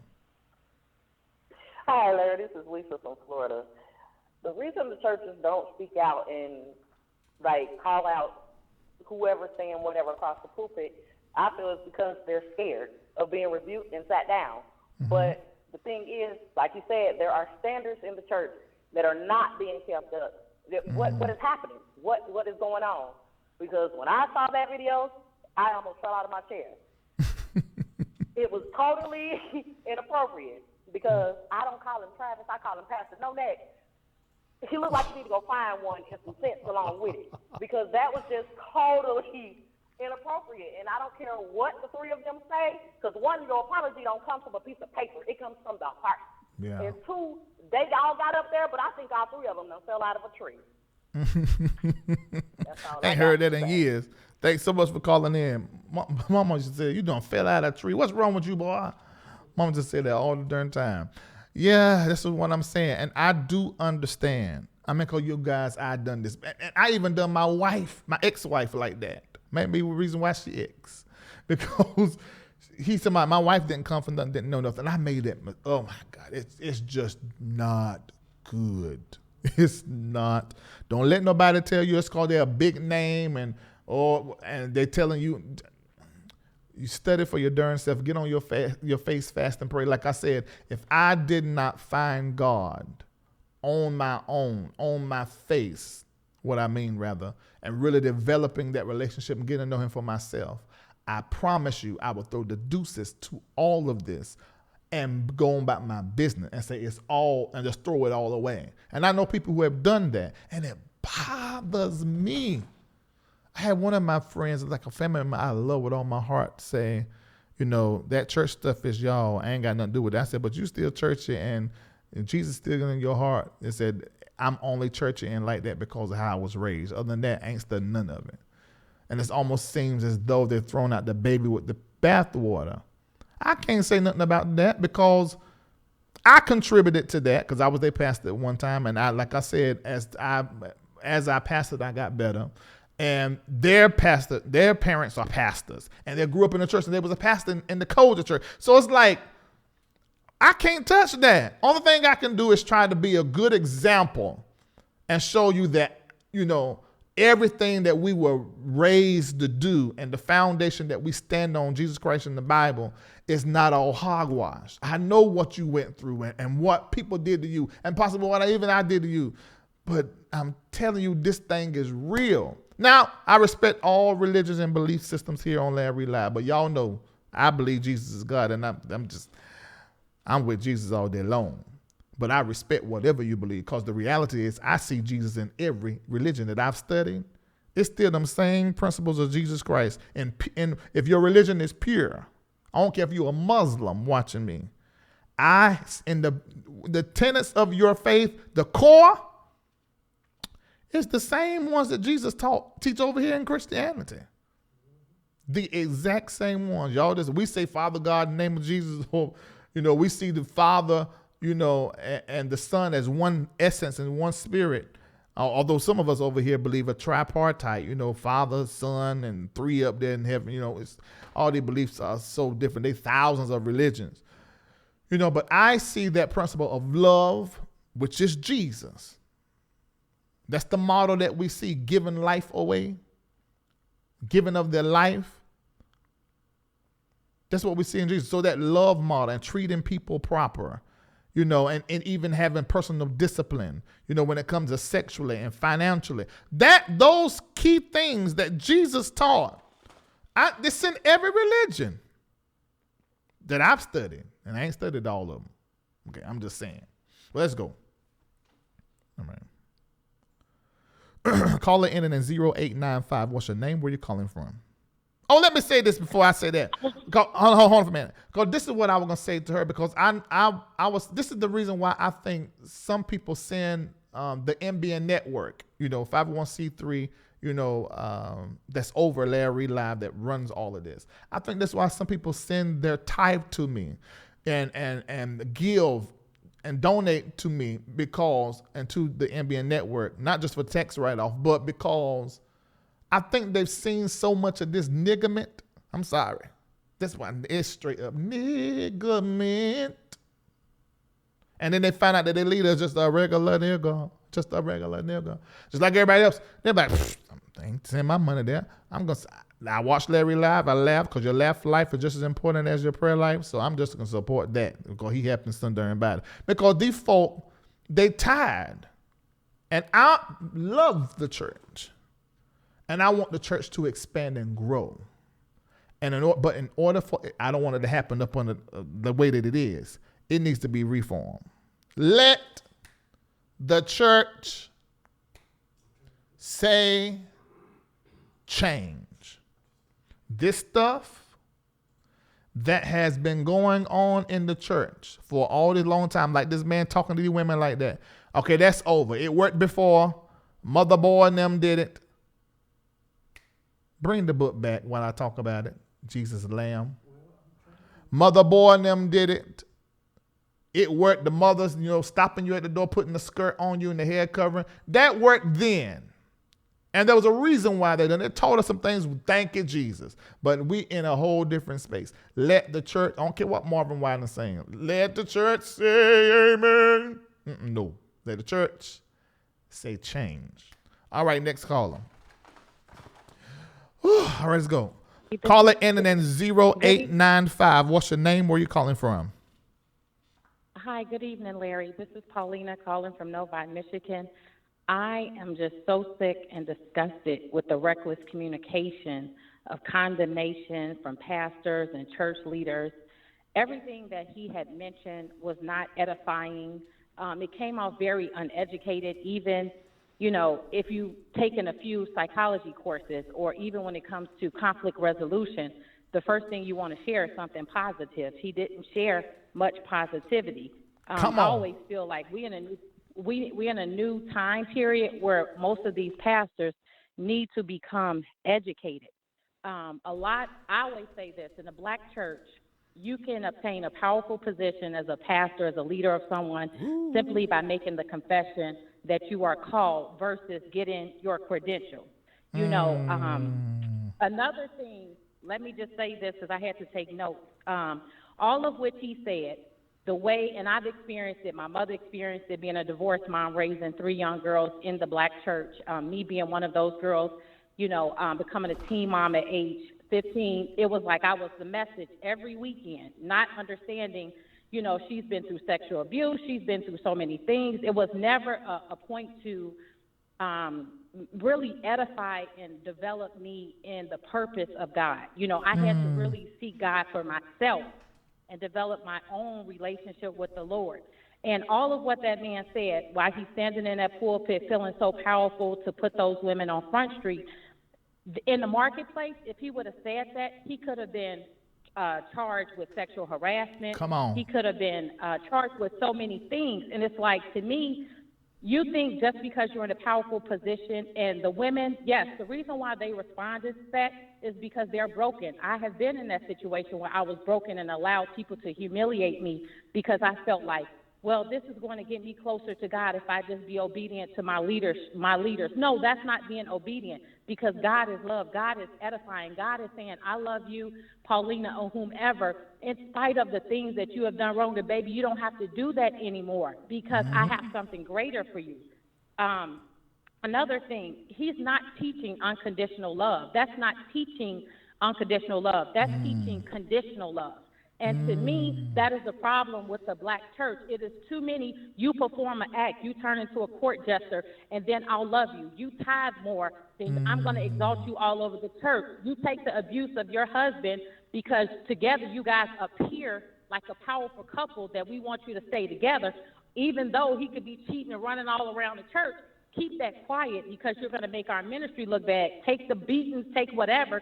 You as a wife need to be long-suffering. This was advice that I was given when I was going through things. And so to me, when I saw that, my heart, I was watching tonight as I'm cleaning up, and I was just, my spirit was so grieved because I have been there, and I understand how hard it takes, and I'm just getting so emotional thinking about it, how hard it takes to get that mentality out of your mind for you to truly understand how much God loves you. And when God loves you, he covers you. He is not trying to humiliate you in front of the world. And so what? They sitting up there like they're on this whole path of, oh, we honor him. Baby, you should be honoring God above that man. Oh, you should. No, hold. Thank you all for what you're saying, and I'm gonna let you go. Yes, honor God, but they need to honor themselves. And this is the issue because the church is not about purpose.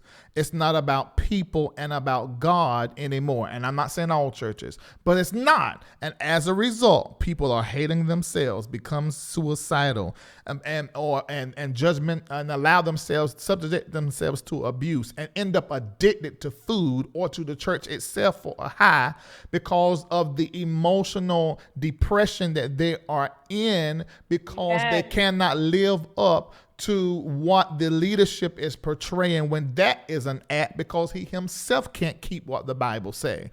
So this is just all reform. Form. Thank you so much for calling in. The church needs reform. Real quick, Larry, okay. I just want to thank you and appreciate you for this ministry. I really appreciate you for following God's direction and giving us all a voice in the church and really in the marketplace to really see and express and heal and really encourage one another through this experience. So I celebrate you. I thank God for you for even having this ministry. Thank you again for taking my call. Thank you. And it was, I want everybody to know that it was difficult. It was hard. I left a lot and I lost a lot. I lost it. You got to think about everybody in my life. Prophet Reid, Apostle Reid, my spiritual daddy, 20 years.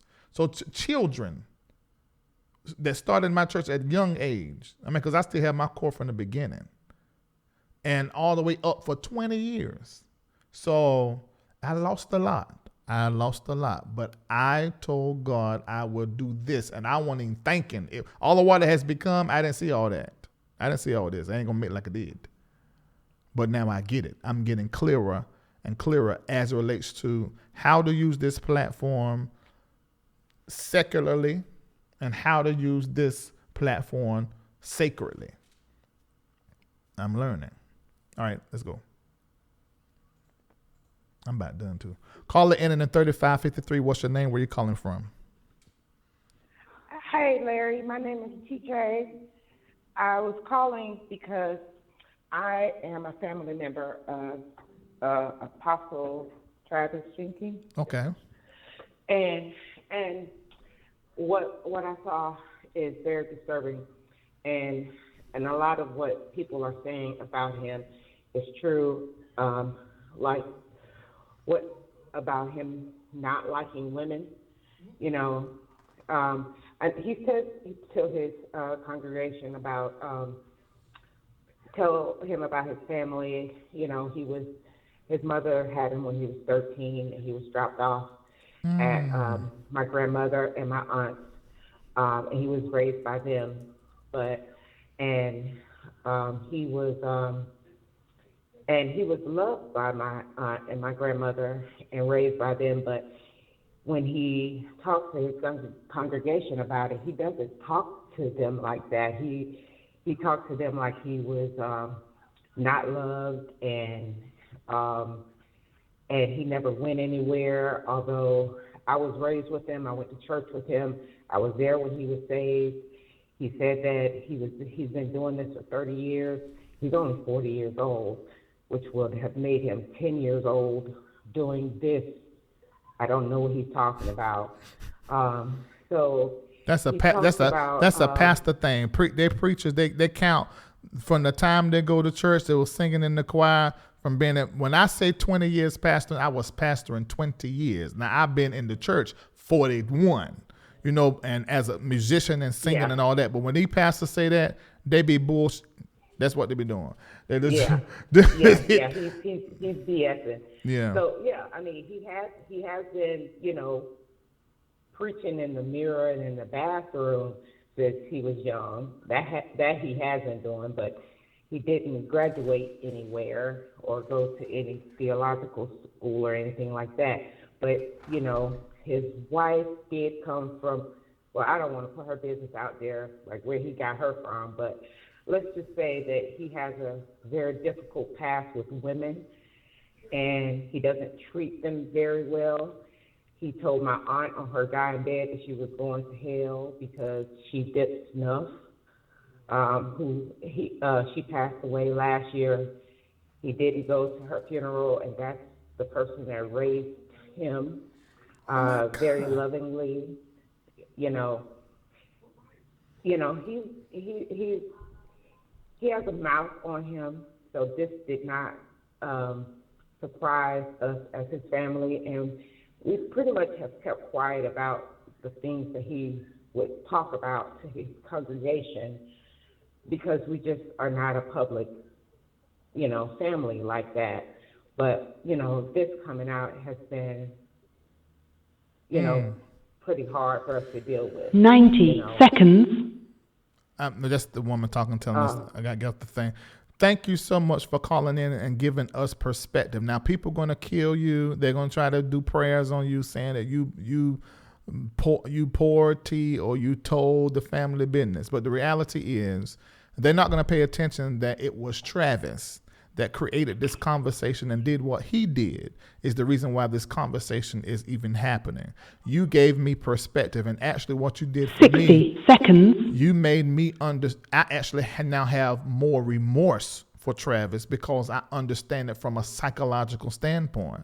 Here is this man that has all this talent, all this gift, all this power, and actually is in the place that he prayed and asked God to bring him to. And he done it coming from a broken past and a broken home. So this makes me understand the language he has with his wife. It lets me understand the language he has with the people there. It also let me understand why John Eckhart has been chosen as his spiritual father, because he's a very powerful icon in the black church. So now he has chosen his daddy. I understand the complete concept and everything, and he's probably doing well financially. By them pictures I saw, they're able to buy Gucci and Christian Louis Vuitton and all that stuff.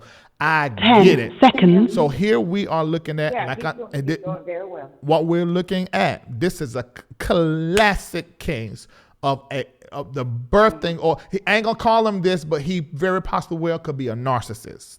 And this is what happens when broken people get into powerful places. And it will take him counseling. I don't even know if he will go to counseling and go, because I'm saying I can say this because I was rich. I would create over $2 million a year, and I did it on my own. I started my own churches wherever they was at. And when I walked away from it was hard to do because of the money, plain and simple. The money was the hardest, was a thing that I thought twice about before I said, okay, God, I'm going to do this and move to Atlanta and start doing this. That was the main thing. And most people aren't going to walk away from money. Not no black person that's looking at hundreds of thousands of dollars in their account. They're not going to do that. But I did it. Right. So I hope that right on this level where he's at, he would then take my advices right here in Atlanta, and you can go see my therapist because she knows how to deal with ex-pastors or businessmen and work on yourself and change how you do your entire ministry, because it will change your preaching. It will change your teaching and how you approach doing ministry. But it will be the best thing that ever happened to you, your children, and to your wife, because you got something that you got to heal. Because there's no way in the world that a man that is healed and comfortable within himself will speak to a woman like this. You will have the revelation of humanity. And right after you have that revelation of humanity, after doing your healing process, you can have a revelation of the male and of the female. I know he's not healed, right, and he got some issues now like never before, only because you called in here and made sense. Thank you so much, family member. No problem. All right, goodbye. No problem. I have a love for Travis. Oh, she was saying she had a love for Travis, but Kendall turned it off too fast.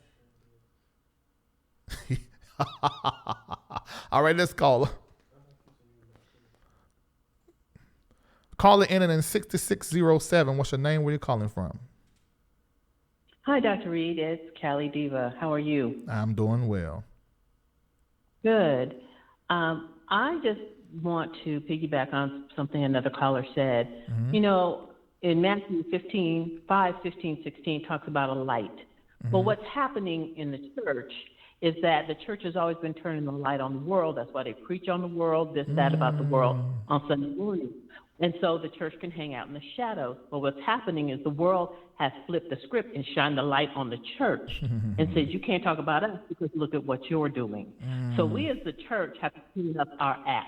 We really have to clean up our act because the young people are running away from the church, not towards the church. Like the scripture says, you shine the light and they'll praise your Father in heaven. They're running away from the church because they don't like what they see. True. Now, this pastor getting up and talk about these women and you're overweight, you're this, you're that. Listen, every man does not like skinny women. They do not. Some men like bigger women. As long as you're healthy and you believe you're beautiful, that's what counts. So what he was telling them was you know, all the outside superficial things, but really he needed to be telling them, believe in yourself and God will send you that person. I'm a witness. I was 40 pounds overweight when I married my husband, and he didn't care nothing about that. He liked me, he said, because I carried myself like a queen. So that's all I want to say, and that's what I want to leave you with. And thank you so much for what you're doing. Thank you so much for calling in. Oh my God, this is. I'm glad I decided to do the show today, which may make me not do a show tomorrow at all, because this takes a lot to do this. But I'm glad I'm gonna take some more calls. I'm glad I decided to do this show on today because we needed to have this conversation. We needed to have it on a Sunday too, and I'm so glad that I'm getting inboxes of pastors, people who say that God called them the pastor, and I believe it because what did the Bible say in Jeremiah? I give you pastors after your own heart. I think that is happening. I think there's a call that is happening in this. I'm about to be really churchy or spiritual.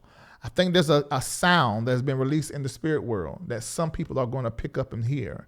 And some of those people are going to be pastors, but some of them won't be pastors. But in whatever area your gifting plants you in our world and gives you influence at, you actually been called into that area to then be an example of Jesus Christ there.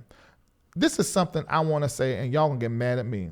These people that are saying all this wonderful stuff, you know, about Nipsey, but these same people talking about we're going to do something in the community. We're going to begin to do so. I'm encouraged to do something in the community. This is what I need for the people in the hip hop community to do, because y'all get up on my last skin. I need for you guys to change the lyrics in y'all darn songs.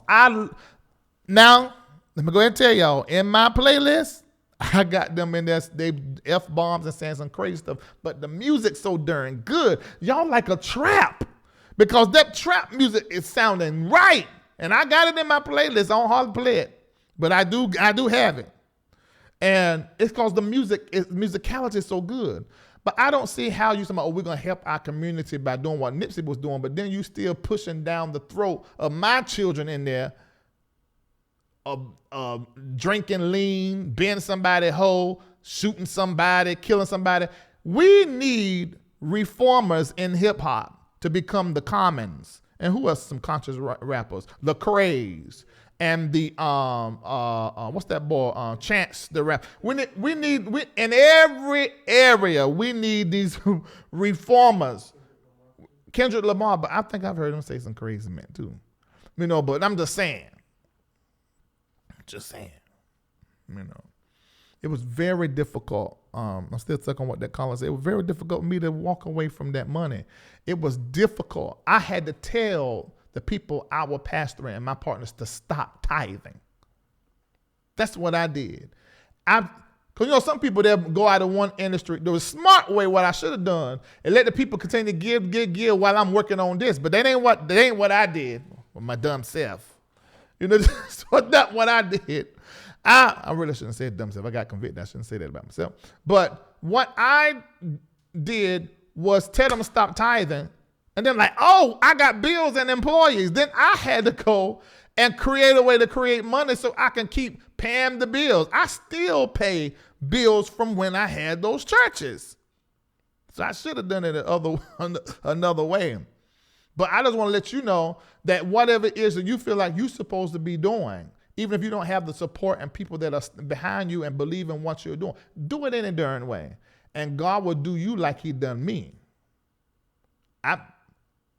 He said, I'm paying those church bills. I'm paying the bills to run the MBN network. You know, I'm taking care of my daughters. I'm paying my bills. Sometimes it's a little, but when I get like that, I send some money to mentor, sow some seeds, and I tithe from my money. You know, I still got my principles in place. I still wake up in intercession. Let me tell y'all what happened. After I did that show with Tiffany about the Stevenson stuff and all that stuff, that night, I went to bed like 4. I woke up at 5:30. Somebody in the spirit world was invading my space. Well, see, I'm about to be real deep. Well, see, I'm an intercessor. So when it comes to everybody I know and everybody in my life, it's like a space in the spirit world that I have to man as a watchman in intercession. But somebody in their spirit body came into that space. I was asleep. But the Holy Ghost woke me right up. And I pray in tongue. And I went and had it. And then my intercessor friend from London called me and was like, look, I was sitting here and God told me to tell you that you will be attacked by the things that you saying concerning the church and the body. Said, but when they stretch their hands towards you to touch you, because they're saying like somebody was having conversation trying to set me up in a scheme against me to bring a story or something on me. She said, when they stretch their hand against you, it will dry up and wither. And when she said, I said, ah! Because I'm still churchy. And I did not explain to her, I'm like, look, let me tell you what happened. This just happened, this morning. But yeah, it was this getting into entertainment like this and doing what I'm doing and some stuff I'm really about to do on national TV on a national level and on radio. It's really going to be really exciting to do. But I ain't never leaving my spiritual roots. That's going to stay there. I'm going to always be who I always been as it relates to that. Now, the other parts, I'm going to change because it's some stuff I still need to change. All right, some more callers. I like these callers. Let's take a few more. Kendall said he wants us to sign off and he don't want to do no more. I'm calling in the 6742. What's your name? Where you calling from? Hey, Felicia, Alabama. What up, Alabama? You know what, you guys, have you ever been on hold and they take all the thoughts you had? So I would just say that everything you guys just said was accurate. I already said this man was a narcissist the very first night you put that up. Mm-hmm. And so everything I heard his relative say, it just confirms what I thought. Mm-hmm. He doesn't like women. I even put that on the post the day that you put it up. Mm-hmm. I said he doesn't like women and he's possibly gay. Mm-hmm. And he doesn't know it yet, or he's not admitting it. And I'm being very candid. I'm being very honest. Okay. So with that, I would just have to say that we need to hold the church accountable. We need to hold the leaders accountable. We can't hold them accountable because they're constantly taking the word, beating us up in the head, saying, oh, touch not thine anointed. Dude, you ain't that one that's written about in the word. That's not you. That's not you. You may have an anointing to do something, but clearly, if you're hurting the people of God, there's a scripture I remember a long time ago when I was in church, and it was saying, primarily that God says, you know what, woe unto you pastors who scatter the sheep of my pasture, okay? And he said, I'm going to gather them back together, and I'm going to do exactly what you did to them to you. Come on. So that is what I have to say. Don't tell me about, oh, don't touch the anointed so I can keep poking you and telling you should like it. No, I'm going to hit you with that one because woe unto you. Those poor ladies look so concerned. And the women that he had stand up for him, let me tell you who those women are. Those are the women that have learned how to say yes to everything that he does. Even when he's rude, cackle, cackle, cackle, just like Robin Quivers does to her boss. Everything that he says, Howard Stern, she just giggles and laughs. Those are the yes women. Those are the women that he propped up to say this because he knows that they're not going to come against him. So that's the reason why they were given a form and probably a document to fill out before the show ever started, not call it a show, because that's exactly what it is. It is a show. There is no more church in those buildings. When those buildings found out that when those churches that we call churches, when those buildings found out that all you needed was a 501c3 tax write-off, and you had to make it look like a business, they then started running it like a business.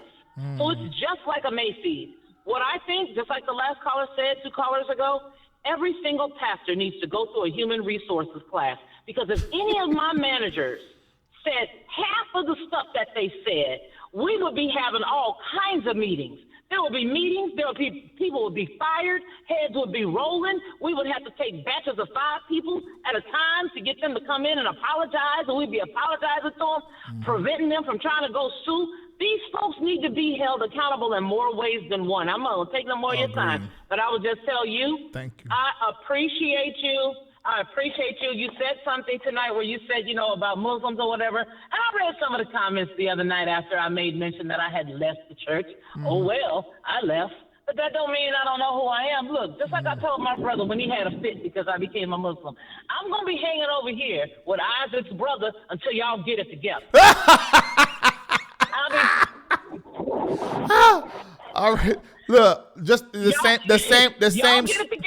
same scripture that you read though, and Jeremiah 23 to my woe unto the pastor that scatters the sheep, you've scattered my flock. The 4th verse is where I'm at and what I believe is happening. When he said, and I will set up shepherds over them which shall feed them. So soon as we get ourselves together, and we get the new pastors in place. Come on back on over here. We're gonna have it together and bring all your Muslim friends. I'm gonna free. be right back. I'm gonna be back. But see, the thing is I still believe in the blood. I still believe in the blood. Let me tell you. I still believe in Jesus. A lot of people are tripping. People trip. Yeah, they don't understand it. Yeah, listen. They don't. I when understand. Jesus walked on this earth, he walked in the capacity of a prophet. When he walked on the physical earth.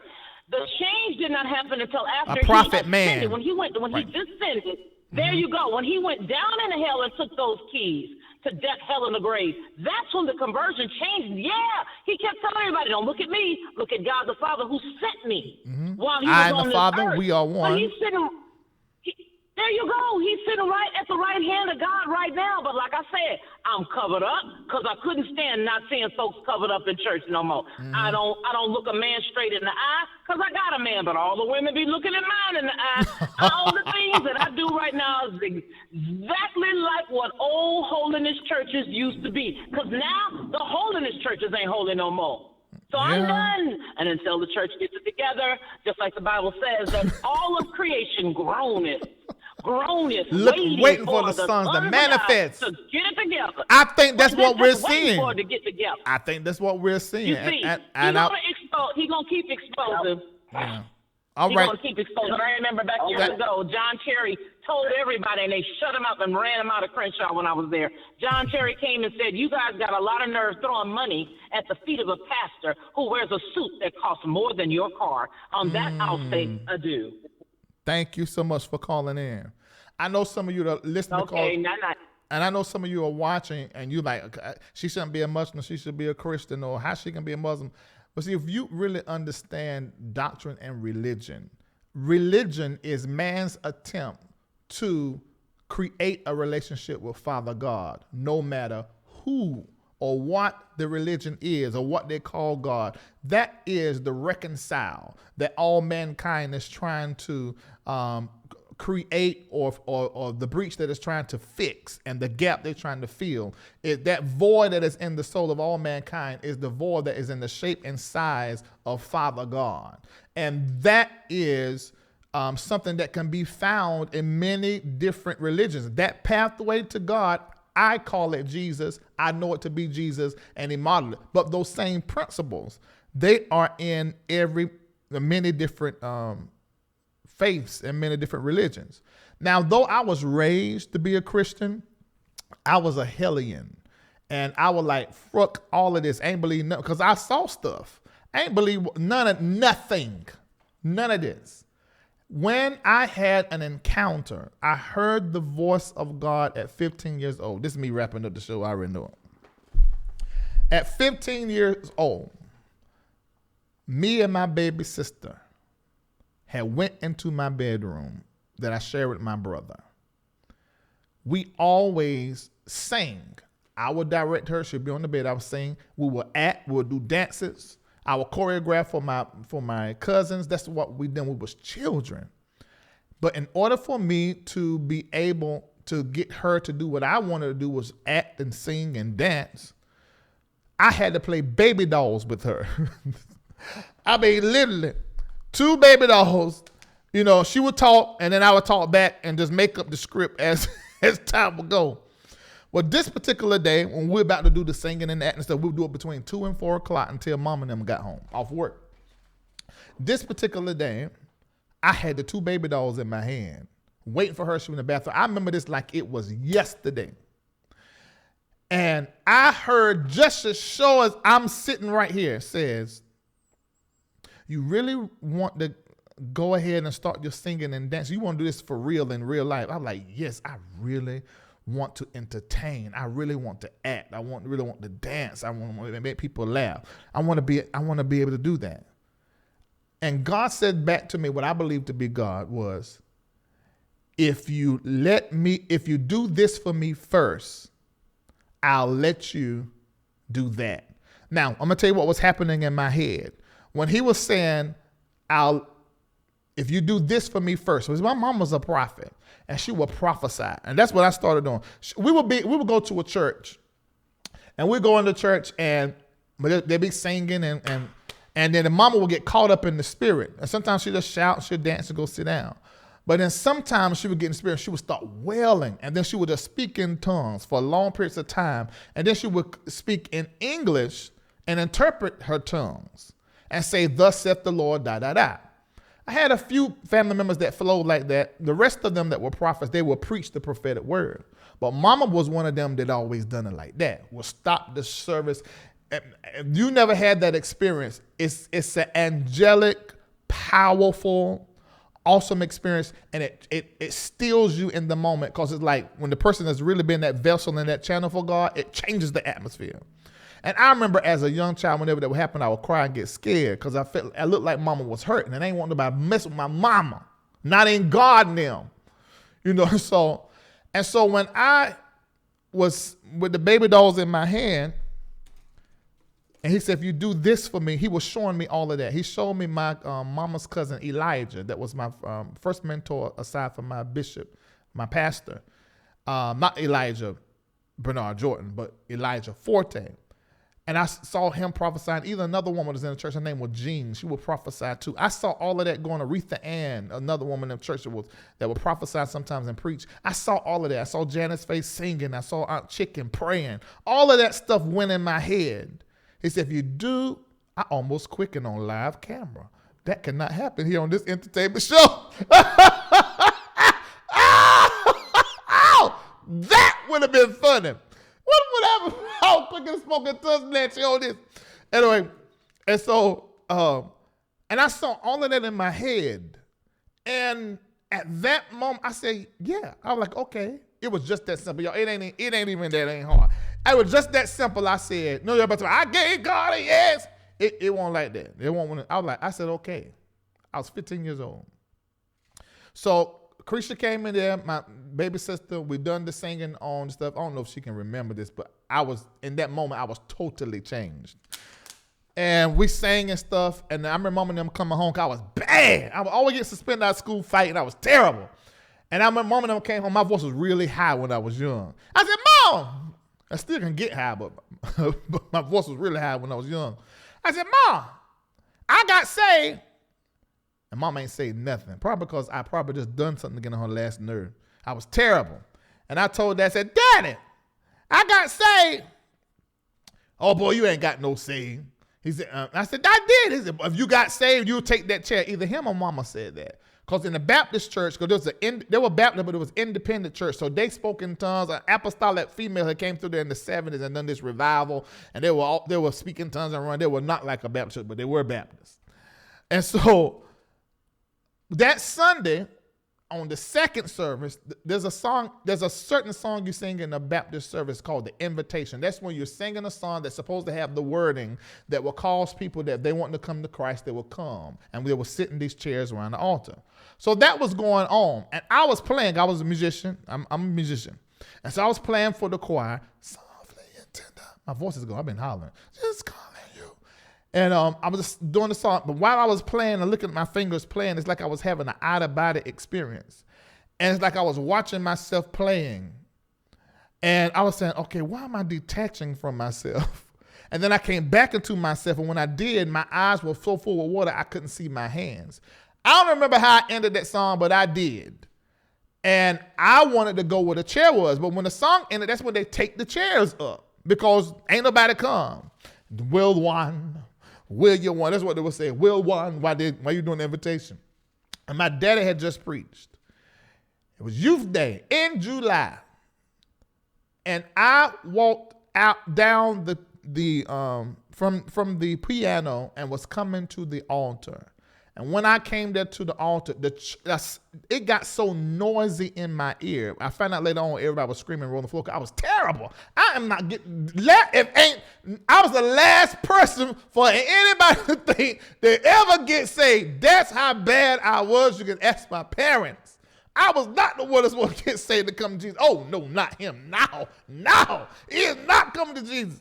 And I went and sat in the chair, and that's all I remember. That's really when my out-of-body experiences started. Okay, my first ministry, before I started doing, I was doing music and choirs and things of that nature. But the first thing I started doing, even before, the first thing I started doing was prophesying. But before I started actually preaching, my ministry was casting out demons. So as a result, most exorcists or people that cast out demons have a lot of out-of-body experiences. And so that was the first out-of-body experience I had when I sat in the chair. It was like my spirit went somewhere else. I was gone. And I remember seeing my daddy start. That was the first time he ever danced. If he did before, I ain't never seen it before. He gonna start. Y'all know how black church do. He was going in. My dad was going in, and I remember seeing my Aunt Dot rolling on the floor in a purple dress with white polka dots. I remember like it was yesterday. And I don't even know what they said. Reverend Ford, which he did go now, God bless his soul. I said whatever you're supposed to say, repeating however. And right after that is when I started with this whole prophesying and stuff, just like my mom was doing. So when I think about church and how Tuesday night prayers will be, and the sound of prayer and the miracles. One person stand up speaking in tongues, the other interpreting, blinding eyes. My ex-wife father, miracles happen. Somebody died, they call him, he go over there and pray, they raised from the dead. Seeing all this kind of stuff. So when I look at this here church, I'm like, you know what? This don't even look like nothing. Where is that at? I ain't seen it. No, what is this? And then I supposed to go all the during time 159 days? No. I go when y'all ask me to come sing or when you ask me to come preach or somebody there that's officiating over the service is going to teach something and do something that I want to hear. I ain't ashamed to tell you. I can count on my hands how many times I've been to church since the last time I started, since the last service I done as a pastor. And that's basically to my mentor church. I went to a few other things. Well, I had to go do. Because there ain't no prayer. How you going to have a church and there ain't no prayer? What? I thought he said my house should be called a house of prayer. Y'all not doing prayer? Can I leave? Can I? This ain't where. Goodbye, see y'all later, because I can't. I mean, it's just, I just don't get. So this is what I'm saying. And I'm going to let y'all go, because it's time for me to go over my time. I see all the callers in there, and I'm pretty sure somebody texted me saying, answer my phone, answer my number. Actually, I guess nobody is. But into during the way. I started out this show appalled, embarrassed, and concerned. But now in my heart, listening to the testimony of the ex-Muslim and some other things, somehow or another, I believe that what we have seen, the breach that we see, we're going to see a repair. And I hope that those people I've had on the show, that you or your members are not upset with me. I don't really care, but I hope not, because, I like you still, even if I talked about you up here, I do. Every last one of it. I just naturally love people, but I'm not really concerned about being liked by people. What I said was my opinion. And I do think that I'm right, but I have enough sense to know that I don't know everything. But I do know bullshit when I see it. I do know that. Now that I do know. All right, I'm gonna let y'all go. Lord, did y'all do the Donnie when the family member called in? Oh Lord, I couldn't take it no more. Oh Lord, my mess pressure went up, and I just couldn't take it no more. I was over there and well. All right, make sure you like and you follow everything that we do on IG, on even me on Snapchat. Just follow everywhere. Tell everybody about LarryReidLive. Share before you get off. Share. And I need all of you, if you have an iPhone, I need for you to go to iTunes Store right now. Go to the iTunes Store and download. It's supposed to say pre-order, but they give you the whole thing. Go over there and download and then review it in the iTunes Store and comment. Thank you so very much for tuning in to Larry Reid Live. You might see me tomorrow, you might not see me. If you see me, look for me. If you don't look for me. Peace.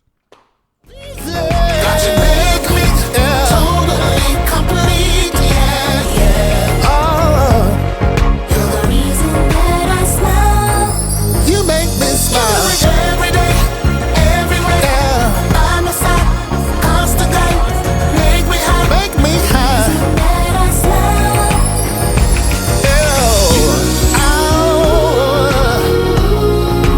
Make me smile. You make me.